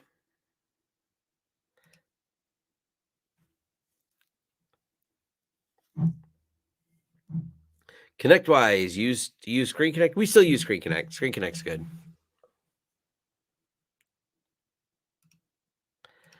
The problem with Vios is it's complicated. pfSense is complicated enough. Vios is another level higher than that in complications. So not that Vios is anything wrong with it. It just depends on where you want to start your learning journey. That's always the question. I don't discourage people from diving deep into things. I think Jeff Geerling has the best video on the Raspberry Pi 5. I don't have one, so I'll hold my opinion. I like it. I mean, I've always loved all the Raspberry Pi stuff. The only challenge that they're going to have at 45 drives with their HL15 is people not understanding the product. It's a premium Homelab product. It is not the how cheap can we do it Homelab product. It is the how good can we make it Homelab product. So I think a misunderstanding might happen with some of the community, but I'm excited for it. So there's not really any downside I see to it. It's more of how it's going to do in the community. But the community seems to, based on the orders they have, they seem to be embracing it. So I think the community likes it. So it's only a few noisy people going, I can build it cheaper. And that's fine. You can. I said we only because I had some participatoriness in the creators thing and discussing things like 45 drives, but 45 drives didn't build this to be the cheapest thing you could buy. That wasn't like the goal. They wanted a premium option. So I think it's really cool they're building it. I like it. I'm excited because I have one coming. So yes.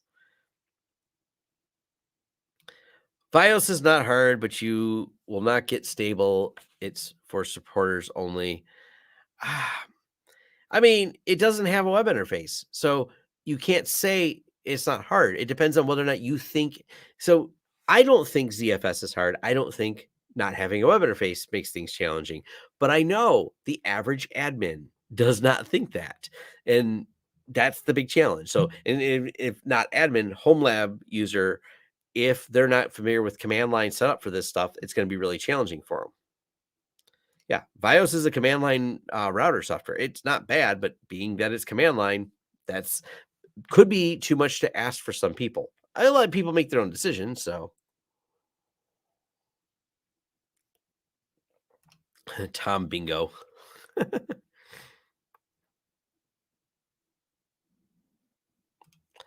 Firewalls are your passion. I mean, hey, if you're deep into firewalls, then it's a different topic. If it's like anything, one of my friends works for Let's Encrypt. He writes a lot of code. He doesn't know why anyone would use anything other than Vim. He can't figure that out. Like, why would anyone on this planet use not use Vim? Like, Vim is the way you do things. It's an entire development environment for him. It really comes down to, I mean, he's extremely good at what he does, but he's got a very focused and narrow use case compared to what other people do. Also, by the way, he doesn't like Vios. He uses pfSense for his firewall because he doesn't want to play with firewalls. He builds infrastructure for Let's Encrypt.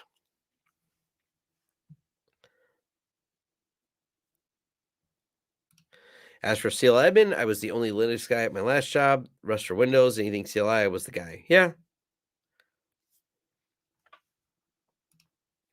Oh, who knows? It's hard to keep up with whatever. I don't know if I haven't kept up with the news to tell you whether or not we're out of like earlier about an hour and a half ago I said we're done with a lot of the crypto BS. NFTs aren't worth anything anymore, which is its own mess. ChatGPT is the new hotness. I don't know how long before the AI stuff is it got a little more hype to go? Does it not? I don't know where we're at with that. You know what it does do? It makes good YouTube titles. If you want to know how I use it. Oh yeah, some suggestions. Have you tried OpenSense?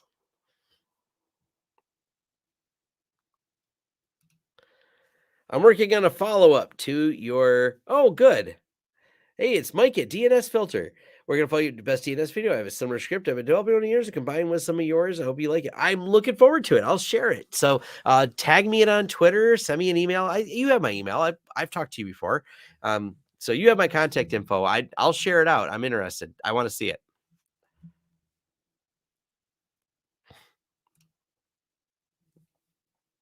I feel AI was way too talked about. Yeah, it has its place. It's another tool in the tool chest. It's not the end all be all to all the things. That's true. I had two IS engineers as relatives. They don't like what I do, low level setups. I mean, Steve Gibson, I listened to some of his stuff, and he's the guy that still writes things in assembly here in 2023. Steve doesn't like large development environments. So it comes down to what's your use case, what's your target, what's your goal, and go from there. Looking forward to AI LMM summarize hundreds of lines of logs into easy human understandable. There's a lot of things that it's just good at, like writing gray log parsers. I didn't write those that are in my GitHub. I just told ChatGPT, I was like, here's the log, write me a parser that parses this log. I dropped in some sample log data. It wrote it. It was like, it took me so little time to get that done. Instead of me trying to fiddle around with regex, which I'm never really good at because I don't do it very often. And I will now never be good at regex because ChatGPT exists. So Tom will never get good at regex. That's been decided now.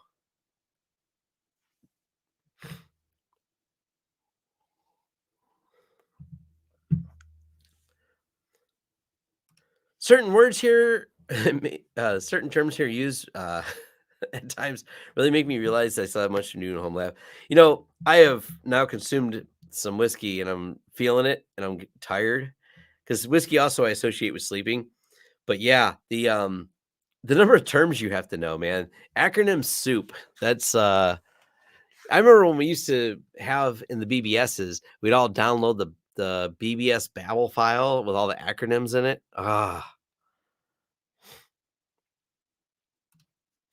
Sorry if I asked this before, but is that a laser disc in the background? I need to repair my laser disc player. My girlfriend is yelling at me.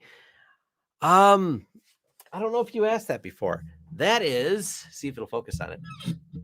That says Huntress on it. So that is not exactly a laser disc. I forget what's on it. That's a discussion that we had when they first sent them to us.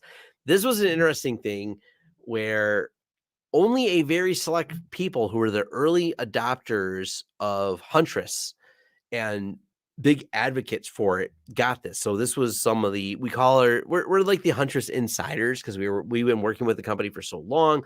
I mean, when I started using Huntress, I think they had like 9 employees at the company. And we were just like enamored with how interesting the product was and how interesting the people behind the product were. So we ended up being people who get those. That's just the Huntress Laserdisc thing. I don't know if it's actually a Laserdisc. I forget how someone read it. So I don't even know the format that it's in. I just think it's really cool.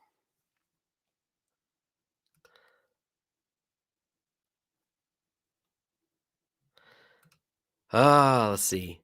There's always more to learn. Don't get scared. Oh yeah. Yeah. I I have more to learn. I mean, there's a ton of things I don't know. I'm never afraid to say I don't know. I don't do that. I never even try to answer the questions people throw at me when those questions are like, something that I don't do. I just say, look, this is outside of the current knowledge I have, and but I also don't stop learning. Next week, I dive deep into Ceph. I'm doing a boot camp for 2 days just to learn Ceph. I'm just like locking in and spending 2 days in a training class. So, yeah, I mean, I know what Ceph is, but if you said, "Are you good at it?" No, I'm not, but I plan to be. So, yeah, you never stop learning. And I mean, I'm pushing 50 and I'm still learning.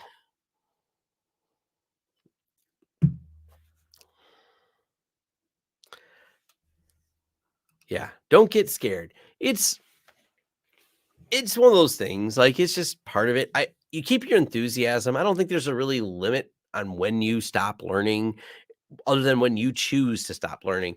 Actually, interesting anecdote. So, a friend of mine, interesting person, he speaks 7 languages. That's the first thing always blows my mind is that he speaks 7 languages and fluent, like, really good in at least 6 of them.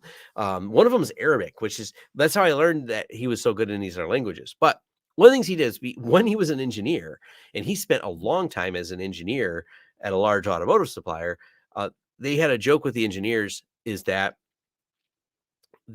he said, "We knew it was time to get rid of them when their suits weren't new anymore." I was like, "What does that mean?" And he says, people just keep progressing and get new suits, but there was always little tails where they just wouldn't progress. And once you seen, he would joke, he goes, if they never would wear a new suit and their suit hadn't been new in at least 8 years, you start looking into their designs and they were always trying to pull everyone back to not change any designs. Like everything should still be exactly how it was 8 years ago, not using any new technologies and things like that. And that's how they knew, like they had to tell them, it's your retirement time because you're not, progressing on there. But it's weird because he's someone I want to say he's got to be pushing in his 70s now and still doing interesting things. He's just one of those friends I have that's full of energy, always learning something new, really interesting. I know a few people like that. We have a client that's in his 80s that's really good at technology. And by the way, he's a business owner, not a technology person. We can tell him what SQL commands, and he'll go, "Okay, just give me SQL commands to type this in." He'll type it in, and we're just like, that dude's like 80 something, and he doesn't question what you're talking about. He does it. It just I think it's just some mentality. Some people like get stuck at a certain age where they don't want to progress, and some people keep this ongoing curiosity for their lifetime. When I was designing stuff for, I worked with several satellite tracking companies designing things. I was always fascinated by this lady. She was, man, I think at the time she was like 60, working for Qualcomm, and she was the one writing some of the interface stuff I was working with for Qualcomm. And they said she just knows this stuff better than anyone and still is inventing more of it.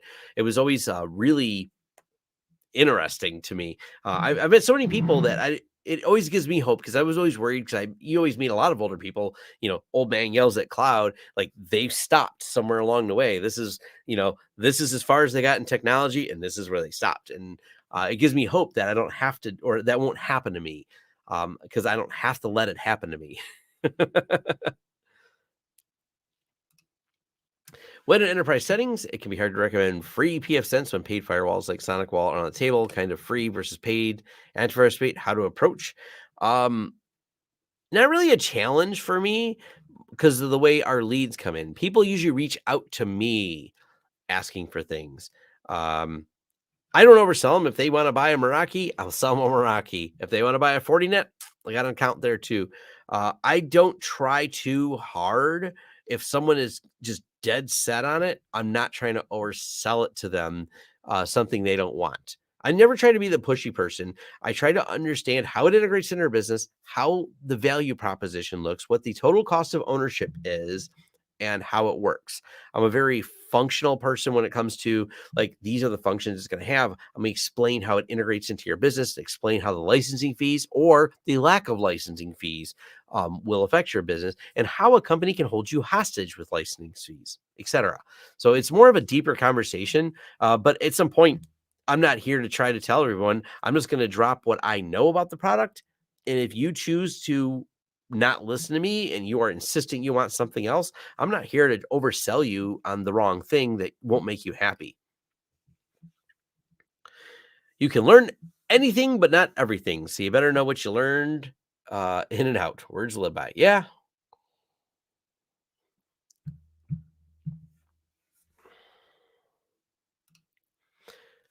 I hear there's a large industry move off the cloud to move to a financially efficient hybrid setup. Are you seeing any of this directly?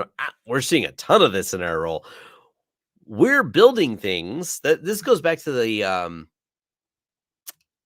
let me go back to it. If we look at some of the server stuff I'm building, so we're building a whole nother, petabyte of storage. This, let me find the picture of it because I like the picture when there's some context. There we go. There's the picture. We'll bring this one up. There's a reason we're building these large scale servers. This is actually kind of a mini data center because they don't want it in the cloud anymore. They're realizing even renting GPUs from AWS, it is substantially more cost effective to spend. I mean, this server's like $70,000, the one on top. The other one, the one on the bottom, is another $60,000 or $70,000. But this will save them an absolute fortune when it comes to the cloud infrastructure. I posted an article by 37 Signals. They thought they were going to save, I think it was $5 million a year moving off Amazon. They were wrong. They saved $7 million a year moving off Amazon. Renting someone else's computers, it's not just the cloud of someone else's computers. Yeah, that's cool. It's renting someone else's computers. It's the best way to describe the cloud. And it's there's times when rentals make sense. When I visited Chicago, I rented a hotel. That's renting a room for 3 days. Makes complete sense. It doesn't make sense? Renting a house if you can afford a house. If you're looking for a short-term stay somewhere, the cloud's a great place for a short-term stay. But if you have a long, predictable workload, the cloud is not going to be effective for you. It's going to be more expensive, and people are really realizing it. And it's, one of the people we do some work for at CNWR, Jason actually showed them the math, and it was wild. I think we're saving them just by putting it in a colo with their own hardware, $80,000 a year and it's not even that big of a customer. It's like, they're like, wait, it would cost $80,000 a year to put this in Amazon. And we're like the cost savings was 80,000 and I forget what they're spending with us. It's not whatever that number was. It was substantially smaller than 80,000 a year. They don't spend 80,000 a year with us. And they're like, but if we took it away from you and put it in the cloud, we're like, yeah, colos are that cheap. They're like, oh yeah. So I guess we'll tell the Amazon sales rep to go away. I'm like, I mean, it's up to you. But it is what it is. There's times to do it when you have if you're a startup and you're in rapid expand mode and you're like, I'm hoping to land the next deal. The next deal will increase my compute demand by X, but I don't know if I'm going to get that next deal. Well, the cloud makes sense because it's more elastic. I can just give more money to Amazon, get more compute. And if you're trying to predict, you have a burn rate. So you got some VC money, you have a burn rate. You're like, all right, I have enough runway to last a year. But my sales guy says, I'm going to close this deal for 1,000 more, 1,000x more compute. Well, do I try to buy the servers right now? I don't know if the deal is going to go through. What's your confidence level on that deal? Or do I wait for the deal to go through? It's going to cost me more money. I just expand my Amazon. I might do a video talking about that because that's really how the rationale goes for how you do it. The problem is people get embedded. They go, oh, I'm not just using Amazon. I'm using the way Amazon does things. I've locked myself into their proprietariness. Then it gets harder to shift away from it. It's raining from the cloud. Yeah. If you have a baseline compute workload on-prem, it'll always be cheaper, hands down. Absolutely. The unpredictable elasticity is where the clouds can help. Yeah, it just comes down to your use case and what your needs are. Startups are going to be cloud first and later they pull out. 37 Signals is pulling out of the cloud because they're not in startup mode anymore. They're the people that run, if you haven't heard of 37 Signals, are the people who run Basecamp. So they're, a big outfit. That's why they're spending, how they were able to save $5 million a year. That cloud bill gets big. So it's a fun discussion. It's probably more of a business discussion than a technical one. I don't know where that video lands because it's not about the technical acumen of it. It's about the business side of it. So maybe we'll post it on Business Technicalities of why it's cheaper in there, why you should consider things being in a colo, like what's the business use case. And by the way, my Jason Slagle, president of CNWR, has worked with a lot of startups, so he's extremely familiar with this as a topic. So he's a great person to have a conversation about it. But it has now been 3 hours and 30 minutes of a live stream. It is time for me to stop drinking whiskey and go chill out and watch some YouTube. I want to have a voice for tomorrow. If I don't stop now, my voice will eventually start. I can feel it. Even with the whiskey, I can feel a little. So thank you very much, everyone who hung out with me. I don't know how many of you are actually 3.5 hours into hanging out with me. At least probably a couple of you are. I know. I said 404. I'm not going to make it. I'm just going to be realistic. I mean, 404. I mean, that's another 30 minutes. It's actually 34 minutes. I mean, should I go 34 minutes to say I did a 4-hour live stream? That's a lot. That's a lot of questions I've answered. I think I'm going to stop here. We'll do it again. If I start earlier in the day, I can definitely do it. Maybe I'll do a Sunday stream where I start. Well, it's Sunday for folks in Australia, but maybe next Sunday I'll do a stream where I actually start in the morning, and then I can. If I started in the morning, like after I have my coffee, I wake up. I wake up at 5, but I'm not functional at 5 when I wake up. I'm functional around 6 or 7. Maybe I'll do a day stream where I just hang out all day with everyone, and I'll schedule it like the Tom does the 4-hour live stream. And yeah. So we'll do that next time. We'll call it the 404 stream. Tom plans to go 4 hours and 4 minutes on a live stream. So I got to do it for charity or something. Maybe I think that might be fun. But thank you, everyone. Yeah, 500 server failure. That's what I'm heading towards right now. I'm finally feeling it. I'm slouching in my chair because I don't want to sit up straight. So later, everyone. We did 3 hours and 31 minutes. I'm tired. I'm going to bed. Well, I'm going to watch YouTube and just pass out. So thanks everyone who joined. Awesome hearing from everyone. And I like this idea of doing the 404 stream. I'm actually going to title it that. So look for it. I'll do it starting earlier, so it's not 10:30 at night where I'm just at the end of my day of doing things. So awesome that all of you joined. So cool. So cool hanging out with everyone. See you later.